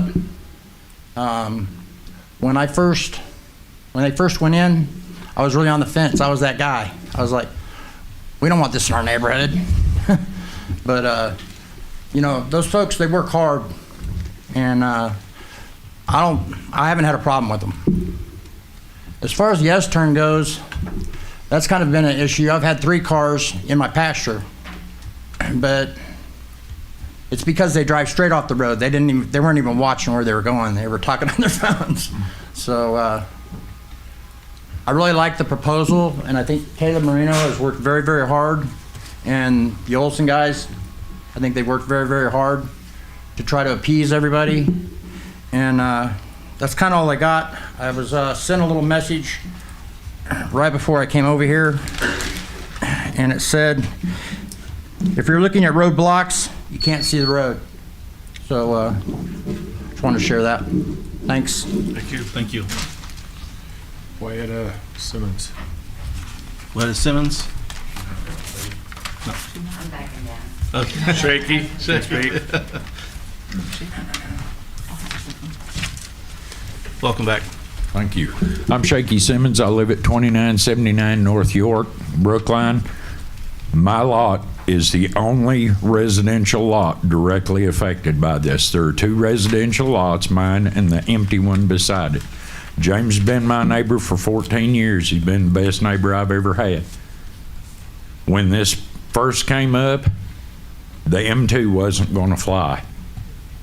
Nobody wants, there's not a council member here or anybody from the city that wants an M2 in their neighborhood, let alone directly across the street. So the engineers came back, not the real estate agent, the engineers came back, and they've covered every base. They've covered every concern we had. There'll be no truck traffic on York Avenue. The city looked at that. When this came up the first time, the city thought it was a fantastic idea until everybody brought up what it was going to cost to fix that street. And then once it dawned on everybody what it was going to cost to fix that street, then we decided maybe it wasn't such a good idea. I've met the new property owners. They came and spent time. They're going to make a $20 million investment in the neighborhood. Everybody's complaining about property values. Ain't nobody going to take the tank like I am. I've got a kid that's a freshman in high school. I'll be there another 4 years till she graduates, hopefully 4. But it is what it is. I can't fault. Is there anybody in this room that would pass up an opportunity to make 100% profit on an investment they busted their butts for? There isn't a single soul. I can't fault James. He's worked with the engineering company, and the engineering company's tried to work with us. Every concern I had about this project, they have answered. And like it or lump it, it is what it is. I want to live way out of town. When we bought our place, we were out in town. Well, town came to us just like it does everywhere else. And for us to fuss and complain, why fault the man for bettering himself? You can't do that. The engineering company has been phenomenal to work with. Everything we've brought up, the couple that own this or purchasing this particular piece of property spent 3 hours answering everybody's questions. She shook hands. I asked her to be a decent neighbor. She gave me her word. In this day and age, that's not worth the paper it's wrote on. You know, that's the way the world works. But she was honest, looked me in the eye, and she said, we intend to be good neighbors. This is a 2-phase project. It's not going to happen overnight. It's a substantial investment, and the first half's got to pay before they do the second half. So we may wind up with 50,000 square foot warehouse for the next 20 years. We may wind up with an incredible development in 2 years. But I think the developer and I think the engineering company has made it right and done what they said they'd do. Thank y'all. Thank you. That's it. That's on Boyce PD. Thank you. Thank everyone for taking the time to come and talk. Sorry, Mr. Tabor, I did have a question on there. Looking at this map on here, so south is C2. Do you know how long that's been zoned C2? Was that whenever Trifecta went in there, or was that? I believe that came in with the Brookline. So that's been there for, okay. And when in the C2 and M1, but before that's probably been like that for a while. I was just kind of curious, and we can talk offline too. I was just. I'm happy to research further on the development for the C2 and get back to council with an exact answer. Okay, awesome. Thank you. Any other questions? Anyone else any other citizen participation? No, awesome. Thank you. All right, we're moving on to. All right. Looks like we're moving on to 23-40. I need a motion, a second for the first reading of Bill 23-40 by title only, please. Motion. Second. All those in favor? Aye. Any opposed? Any abstentions? Nope, looks like that passes 7-0. Laura, can you please read the ordinance by title? An ordinance of the City Council amending Title IV Land Use, Chapter 410 Subdivision Regulations of the Municipal Code of the City of Republic, Missouri. Thank you. Mr. Tabor? So staff has come up with some amendments to Chapter 410 Subdivision Regulations, which is the part of the city's municipal code that informs potential developing parties, project design teams, associated contractors, and city staff as to the rules of conduct from the point of the application for a preliminary plat through to the acceptance of the final plat. So it's kind of it's called subdivision regulations. That's exactly what it does. So it tells every element of how the subdivision is designed through the city ordinance and how it runs through the process for all of that, including the infrastructure and design elements of that. Much of the code is older. It dates back from 1999. Staff is putting forward this amendment to bring the code into line with more modern processes that we use today and to eliminate some of the needless submittal materials that are wasteful that we get from applicants, while also making more general updates to the verbiage and updating departmental references such as Builds Department and outdated language. Much of the changes requested are housekeeping related. I'll briefly cover the more substantial changes, and I'm happy to take questions on any of this. So to the definitions section, staff has made an alteration to the subdivision's general definition to ensure that the subdivision of all land within city limits complies with the Republic Municipal Code and is approved by the city as required by Missouri revised statutes. The specific alteration of this definition removes the exemption for lots larger than 5 acres. To the preliminary plat section, which is Article 410.3. There's a change in the submittal requirement that separates the plat into 2 documents. So this is an example of where we reached out to some of the professional individuals that do this job every day and kind of got some feedback on what would improve our processes. And what we heard is that what you've got 2 parties. You've got surveyors and engineers designing these documents. And these preliminary plats are coming to us with a surveyor as the final stamp certifying all the information on the plat, which is often some of that done by an engineer. So what we heard from these individuals as we reached out is that the surveyors are not comfortable using their stamp to approve the information that they don't know, that they can't actually, their job is not to tell them the answer to. So they're taking a liability they're not interested in taking. What we're suggesting through this amendment is a division of the preliminary plat into 2 documents, an engineering plan and a preliminary survey plan.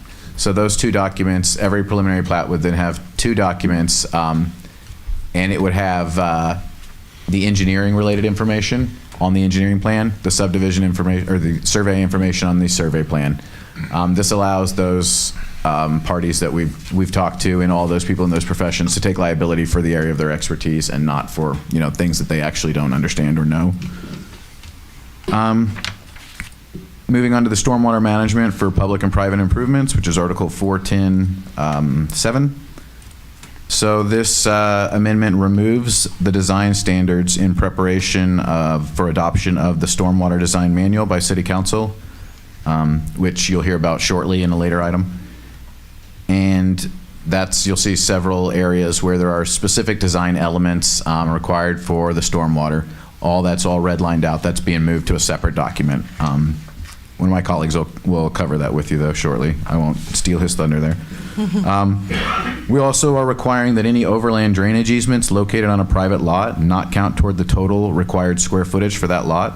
So as the code exists today, someone could design a lot and, potentially all area, or a third of that area could be a drainage easement, which isn't something you can build in. You can't build your house in that. You can't put a pool in that. You can't put a fence in that.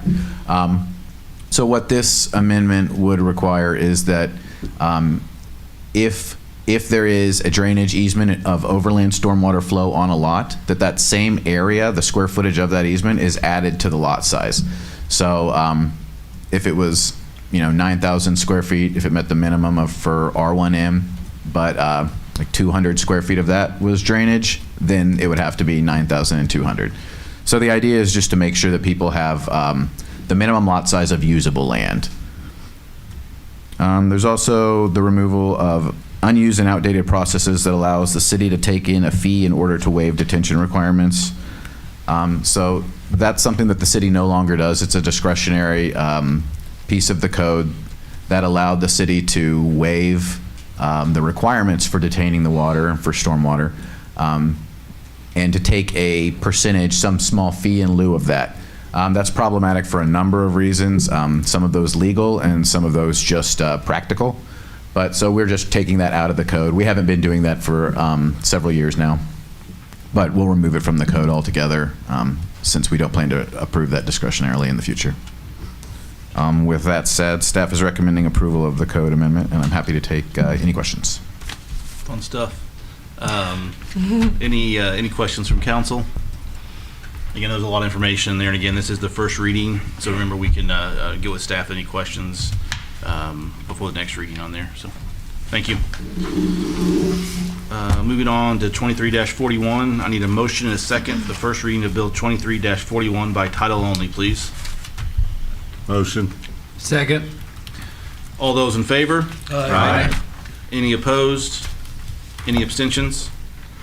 Motion carries 7-0. Laura, can you please read the ordinance by title? An ordinance of the City Council approving and adopting standard specifications and details for water and sewer construction to replace the current construction specifications and stormwater management and design criteria manual, and amending Title V, Chapter 510, Article 510-4, Section 510.120, construction specifications, and replacing the construction specifications for public improvements of the Municipal Code of the City of Republic, Missouri, to reference the specifications adopted herein. Awesome. Welcome. Hi, good evening. Angel Fallick, Engineering Manager for the Builds Department. So Garrett asked me to ask if you all read the stormwater manual with the construction specs. Front to back. Anyway, I'm here to ask for your consideration to approve the adoption of the revised standard specs and details for water and sewer construction. And basically, the city is requesting amendments to the city's construction specifications for public improvements. The standard specifications and details for water and sewer construction has been revised to an updated specification format from Master Format 1995 to Master Format 2004. The previous specification format would not allow the city to include topics due to limited specification numbers. And the goal of this amendment is to adopt a specification format that is industry standard and will allow for flexibility in modifying the specifications to best suit the needs of the city as it relates to water, sewer, roadway, and sidewalk infrastructure. The proposed adoption of this manual will go hand in hand as with what Chris mentioned, the amendments proposed for Chapter 410 subdivision regulations. Staff recommends the approval of the referenced amendment. Thank you. Any questions by council? Nobody wants to touch that one. Again, a lot of information, and again, as I mentioned previously, thank you that we do have time before the next reading to do that. So again, that is the first reading, and thank you for presenting that to us. Moving on to 23-42, can I please get a motion and a second for the first reading of Bill 23-42 by title only, please? Motion. Second. Second. All those in favor? Aye. Any opposed? Any abstentions? Motion carries 7-0. Laura, can you please read the ordinance by title? An ordinance of the City Council approving and adopting a stormwater management and design criteria manual. Two times the first time, huh? They give me the hard stuff. So we're asking for consideration to approve the adoption of the newly proposed stormwater management and design criteria manual. That's always been on our ordinance, but now it's in a specific manual.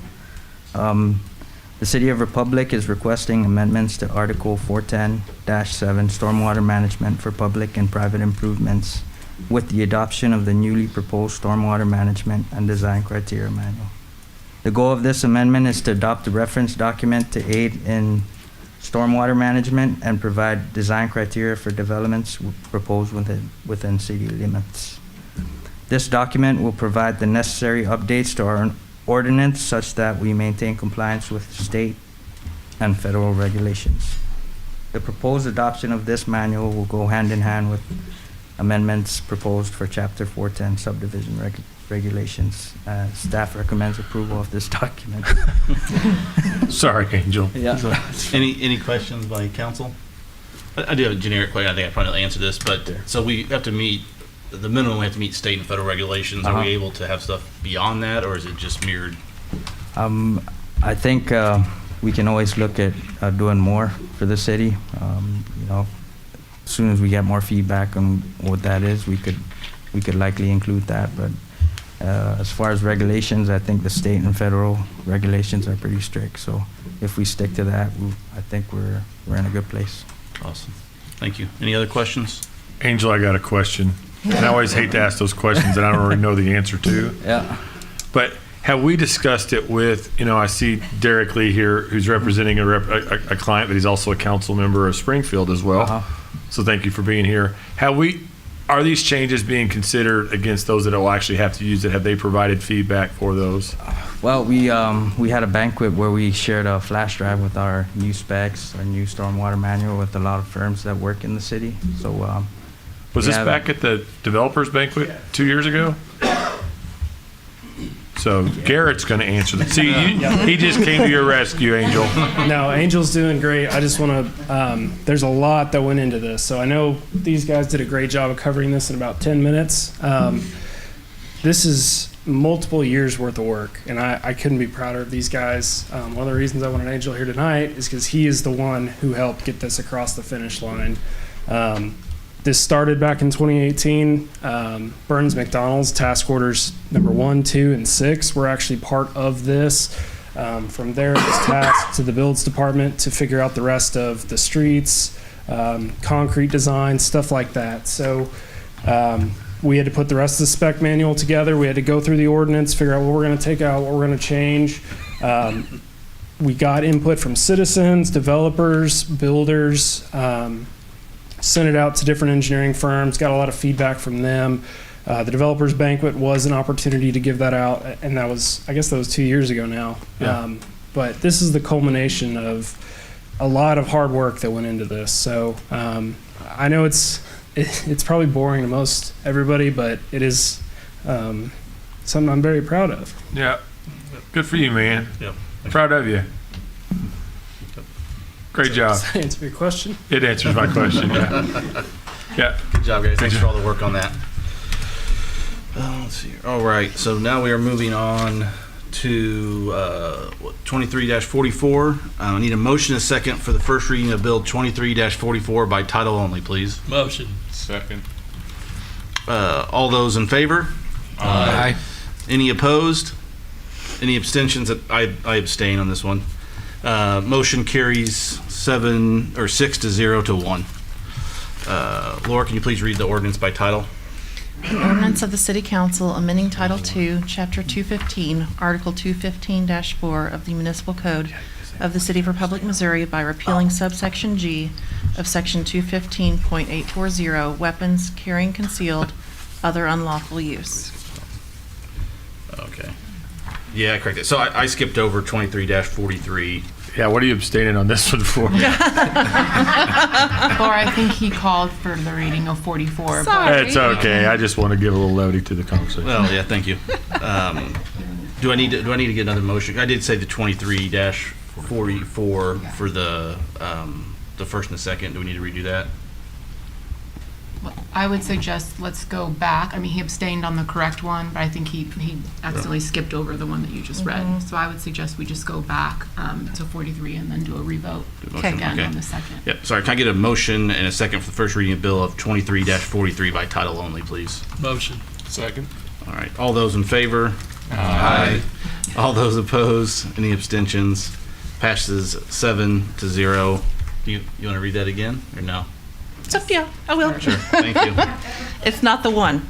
An ordinance of the City Council amending Title II, Chapter 215, Article 215-4 of the Municipal Code of the City of Republic, Missouri by repealing subsection G of Section 215.840, weapons carrying concealed, other unlawful use.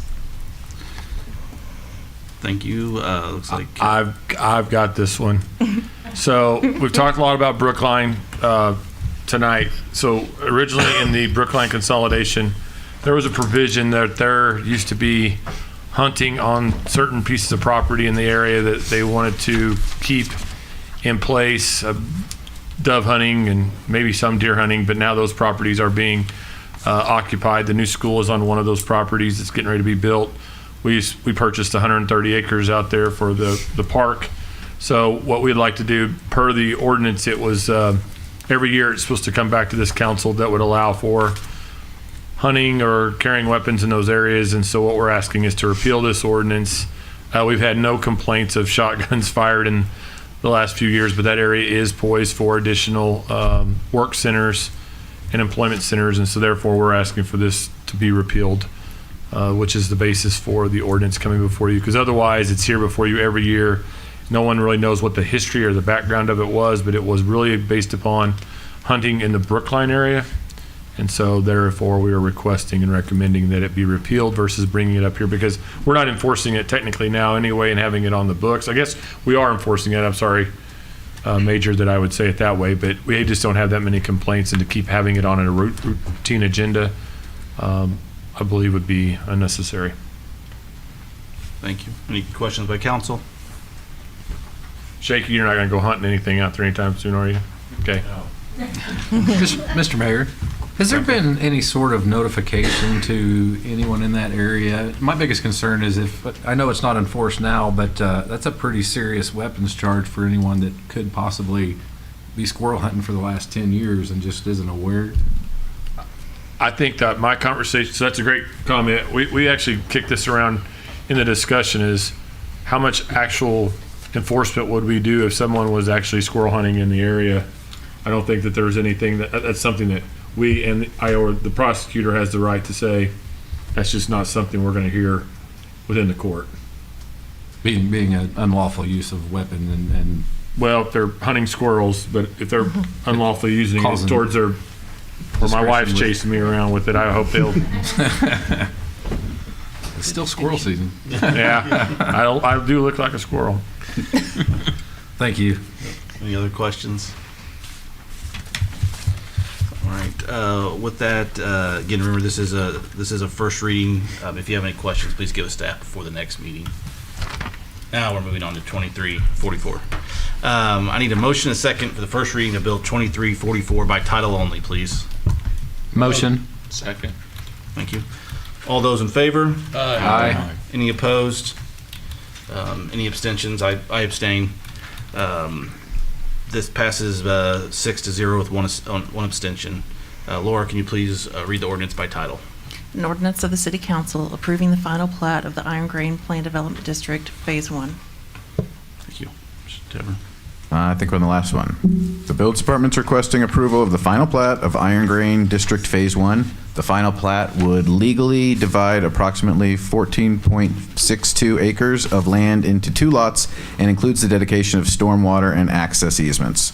The final plat conforms to the development plan of Iron Grain Development District, which was approved on February 22nd of 22. And the Buildings Department has reviewed and is recommending approval of the final plat, and has determined that it conforms to the requirements of the approved development plan and to the city's final plating code. Thank you. Any questions from council? Has anything changed since this was brought up and we couldn't quorum or didn't have enough? We have more council members.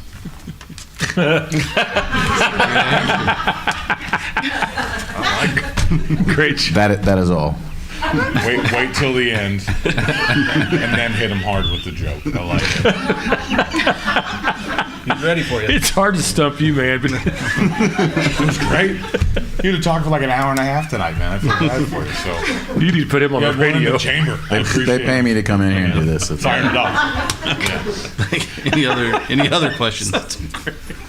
No, awesome. Thank you for your advice and jokes. Remember, this is the first reading. Have any questions, please go to staff before the next meeting. Now moving on to other business resolutions. Staff has provided an updated version of 23-R-44 with copies at your desk.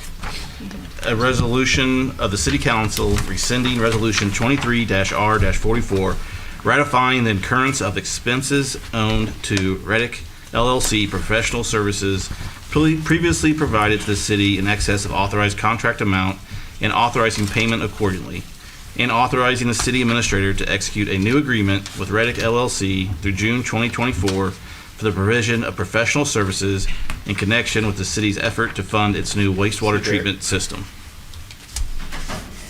I need a motion and a second to take up Resolution 23-R-55. Motion. Second. Second. Mr. Cameron is here to give an overview. I've got an overview vote. So I want to give an overview for those that are new to the council. We started working on the wastewater treatment plant in 2018. Those that live in the community know that obviously the cost of the wastewater bills have gone up to facilitate a 2011 compliance agreement with DNR that the city had failed to comply with. The overall cost we found out in October of 2021 to meet all the obligations of the community was roughly around $150 million. It was not going to be some simple little fix to comply with DNR's agreement plus the growth of the city. But at the same time, because we'd started that work in 2018, what happened was, regardless if you like it or hate it, the ARPA dollars came down from the federal government to each state. And the state of Missouri was allocated, I believe, $4.2 billion. So we began working with the legislature starting in October of 2021. In fact, it was the very next day that we found out the price tag of $150 million. We contacted our state representative, Bishop Davison, to begin to ask, how do we begin to proceed to collect some of those funds from the state? So we began to work with Reddick LLC. We initiated a contract with them. It's not a lobbyist. It's an advisor that works with the political bodies that helps advise us as to where those dollars went, and they continue to work with us. We signed a contract with them. We asked for $100 million from the state legislature. The first year we received $25 million in ARPA dollars. Last year we received another $25 million. In the course of that work last year, though, when we renewed the contract, it states not to exceed $100,000.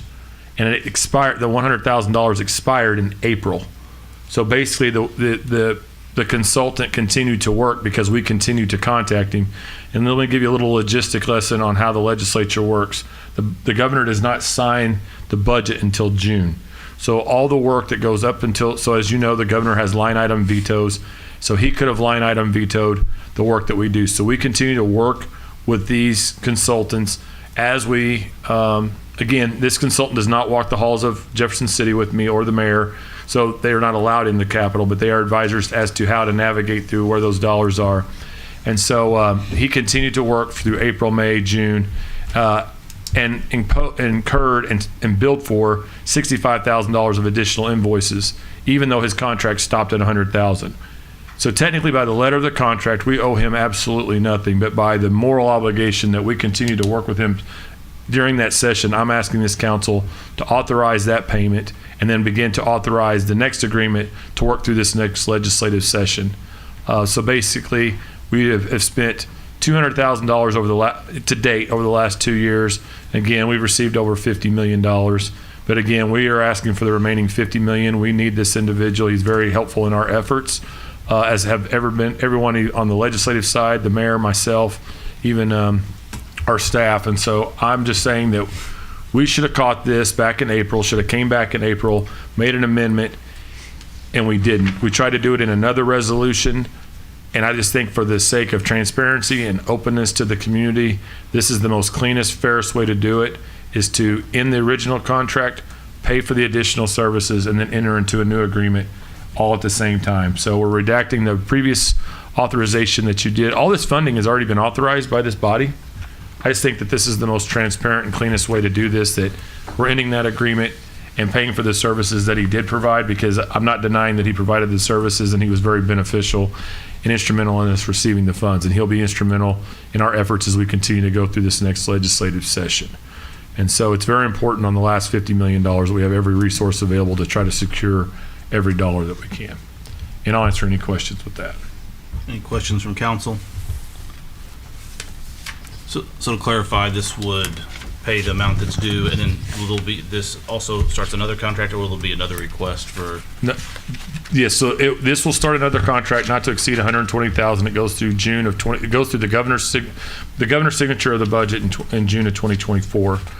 And so basically, it's very limited at what it can do.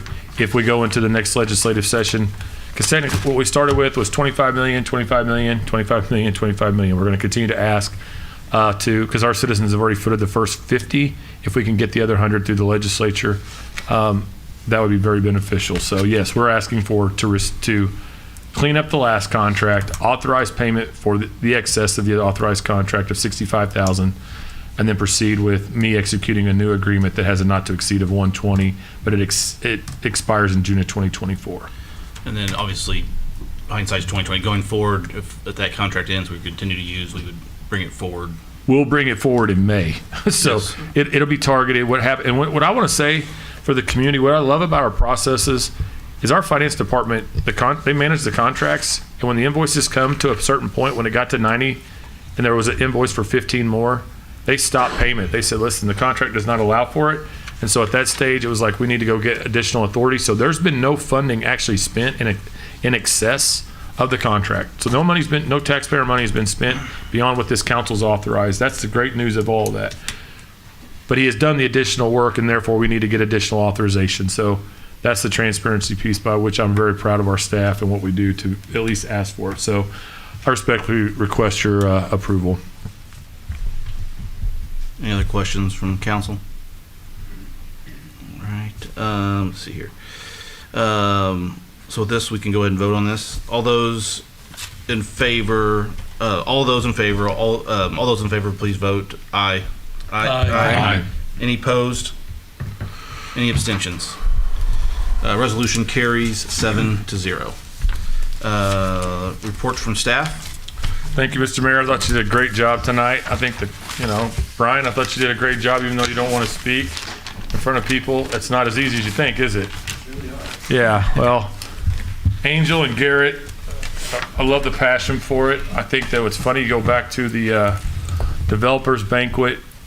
What I love about what's put together, it's hard. I was on the phone with another organization yesterday looking at some of the things that our staff puts together. I went home and told my wife, I said, I thank God I'm in Republic and what I do, because the stuff that our staff put together, when you look at why Republic's growing or expanding, it's because we do the little things right on the front end. And so to go back into these books, was it 700 pages? Was this back at 700 pages?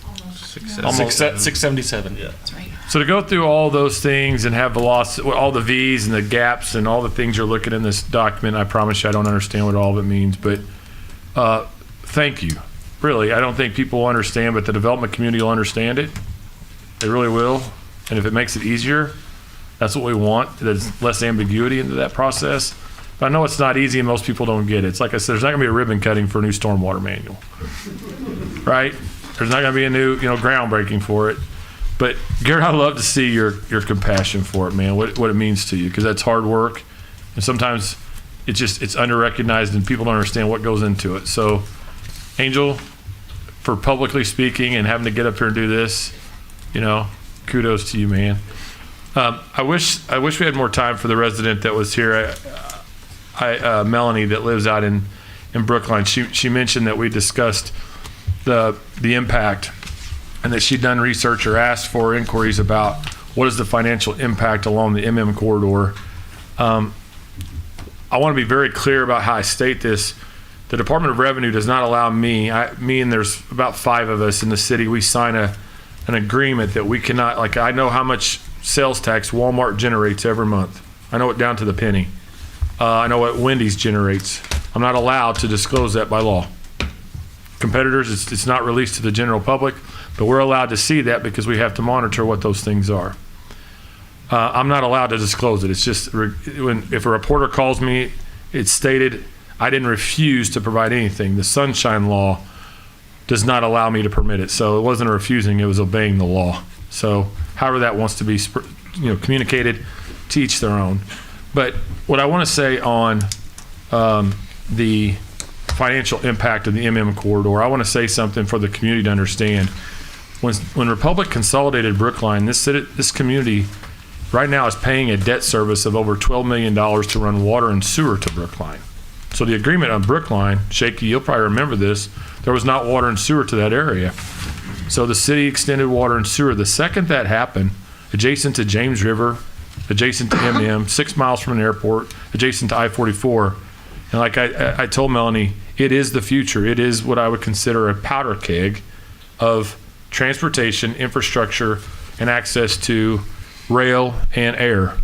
There's only one, we did an analysis of that region. There's only one area in a 5-state area that has access to rail, access to an airport, a major interstate, James River, within a 5-state area. It's been listed as a premier site in the state of Missouri. It's getting ready to be listed as a premier site, which means it has over 200 acres or more. This council just adopted or approved a planned development district for the Garrett property right down MM Highway. That was the property adjacent where the Amazon site or the Amazon campus is and everything that's being built around it. The Iron Green District, $65 million. But the financial impact just on where Amazon and all those properties are alone, just the construction and development was over $300 million. If you take the total jobs that are created through just Amazon alone, plus the Convoy of Hope site, plus all the jobs that were created, the net impact, financial impact, if you take the salary of each of those people, multiply it by 7 times, because it turns over 7 times in the economy, is over $750 million to the impact to the region. So I can tell you, but I cannot tell you what the sales tax generation is, but I can tell you if you go into the city's financial position, you will see our sales tax is almost doubled in the 7-year period. So I can share all that information was provided. And so I can tell you there is a financial impact for every employee that's hired. I can tell you that Amazon does contribute significantly to the financial bottom line of this community and to our public safety fund. And I wish that I'd have probably shared that in the conversation while she was still here, not to create a rebuttal, but just to answer her question, that I can generate a general financial impact. Because when we go to the legislature each year and we're asking for these funds, we're sharing with them that the City of Republic is generating right now about $22 million a year additional for the state's budget just from our growth alone. So I can safely share why we're asking for the state and why they're reinvesting into our community. They're not giving us $50 million because we're stagnant, but that area out in Brookline, adjacent to MM, will continue to grow and expand. And so I know that there's differences in that, but we have invested heavily into these properties. For this property adjacent to York, we, the citizens, have a lot of money invested on behalf of Brookline to get water and sewer out there. And at one time, I know this is a lot of information, but that debt service is $500,000 a year, and not everyone in Brookline is even hooked up to the sewer. Yeah, you are, right? No.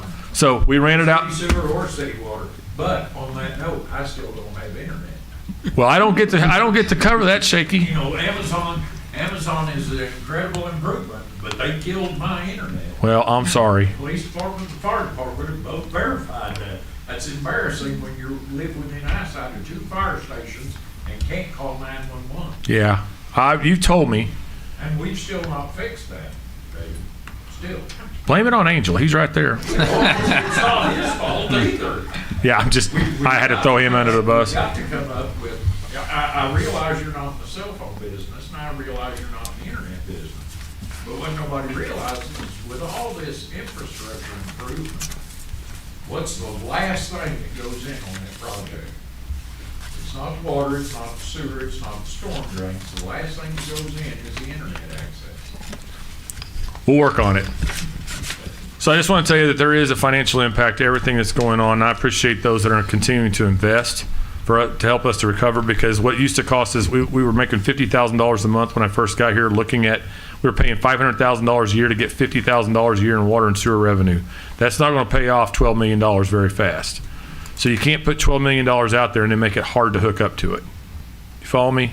So I understand when someone's upset, it's not looking the same. And I have tremendous respect, but to the people in Republic, when they ask why their sewer bills were so high from 2012 to the present, they were paying for infrastructure in an area that didn't even serve them, but they're paying the bill.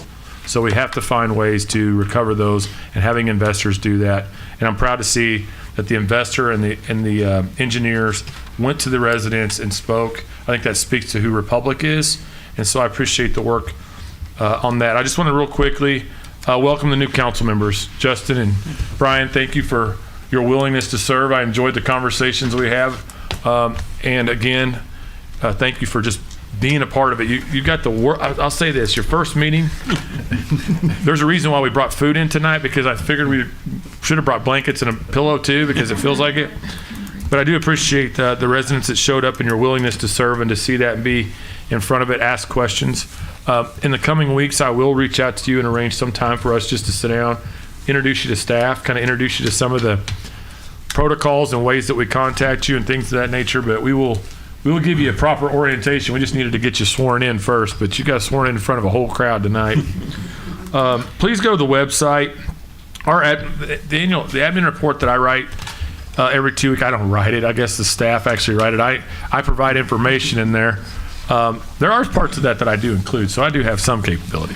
But there is a part in there about this wastewater plant, and I won't geek out on it because, Eric will tell me to be quiet. Matt, if he was here, would kick me.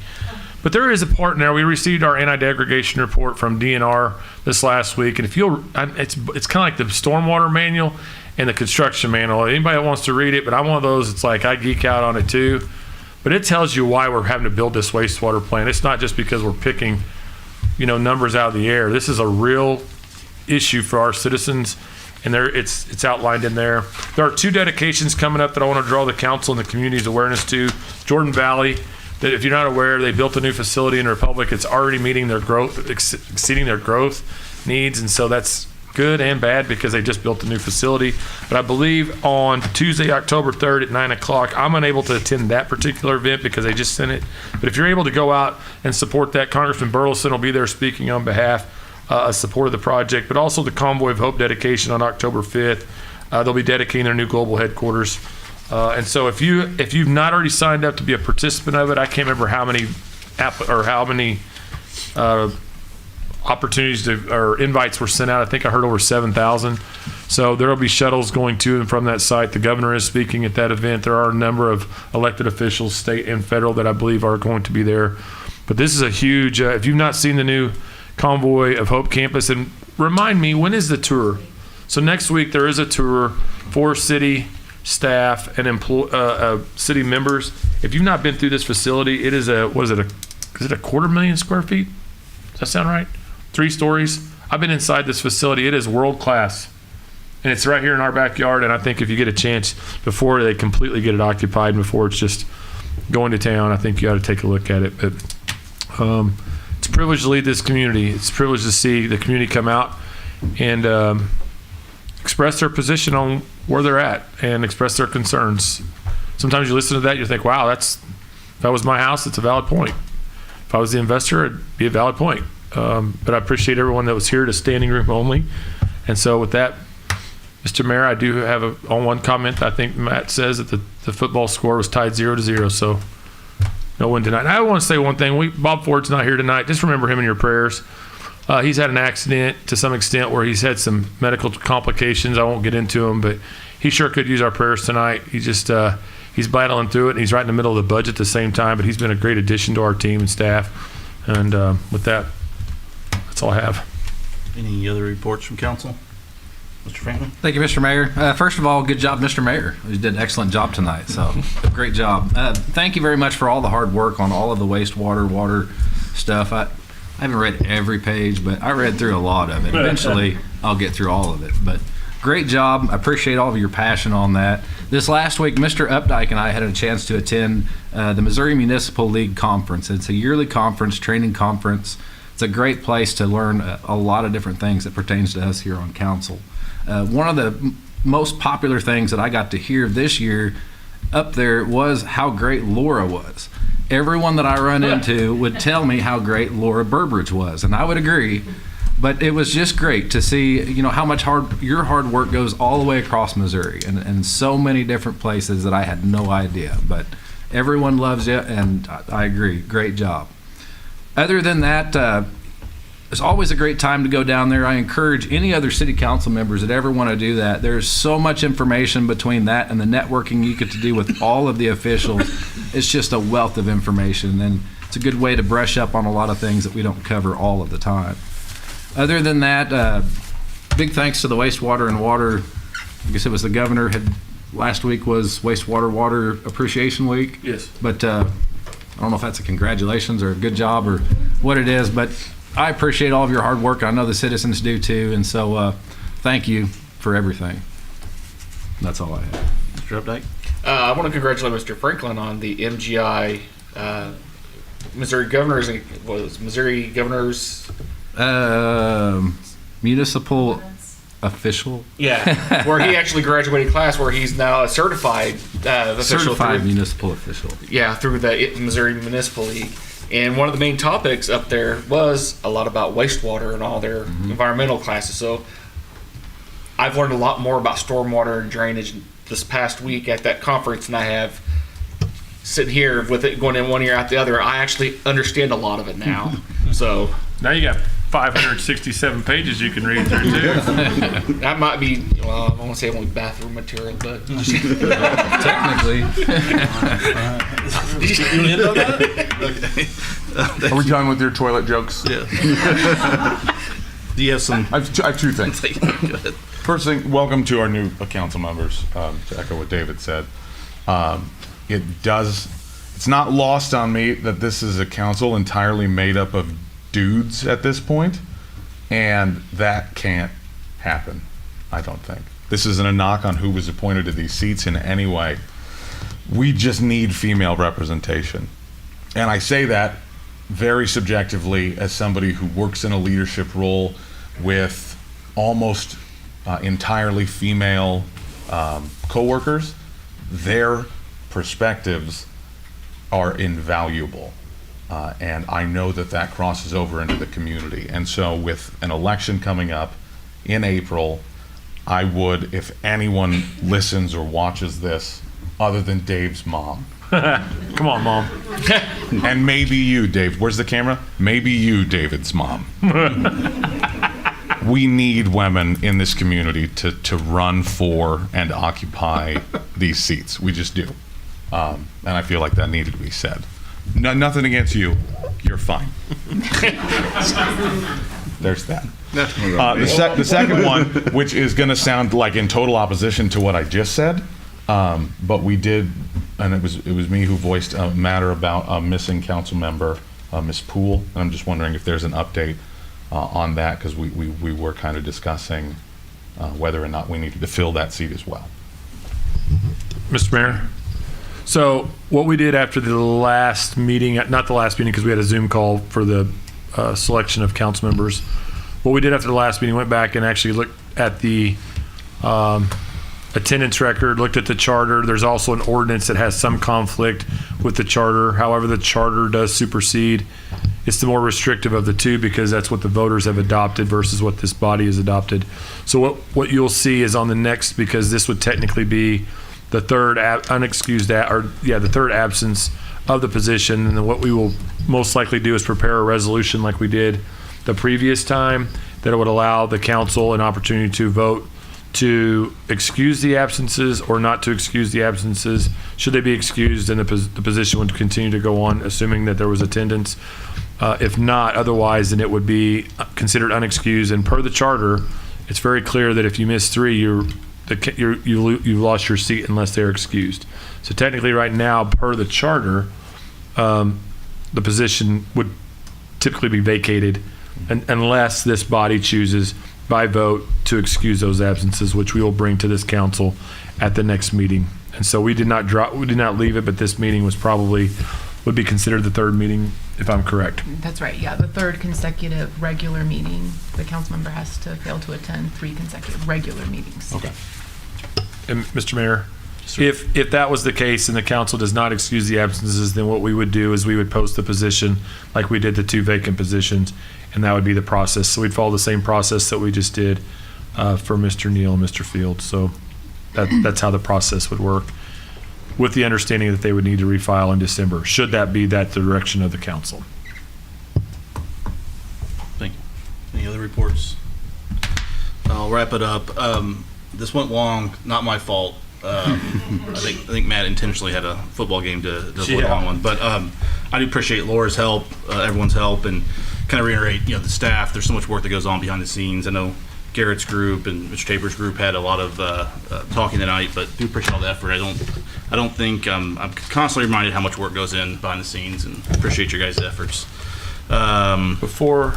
Before, sorry to do this.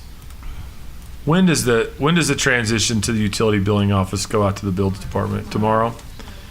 So tomorrow, the utility billing, where the utility billing has been historically in City Hall, it's been communicated, or it's gone out to the community, that the utility billing will be at the new builds department, but the drop box for utility bills will still be in the downtown if you want to drop it off. But if you want to meet or talk to someone about your utility bill in person, it will be at the new builds facility out across from the new high school. Out across from, it's not the new high school, the high school. That's all. I've been meaning to add that for like the last 2 admin reports and forgot it. So that's it. Awesome. Now we go executive session. Yep. Let's see here. I got to read this right. Tonight we have executive session. No further action other than announcing adjournment by the mayor shall take place after executive session that is scheduled as the last matter on the agenda, unless otherwise stated on the agenda or as allowed per RSMO-610-021. Item 1, RSMO 610-021-2, real estate acquisition, closed session, closed vote, closed record. RSMO 610.021.13, individually identifiable personal records, performance ratings, or records pertaining to employees or applicants for employment. Closed session, closed vote, closed record. We adjourn the regular meeting and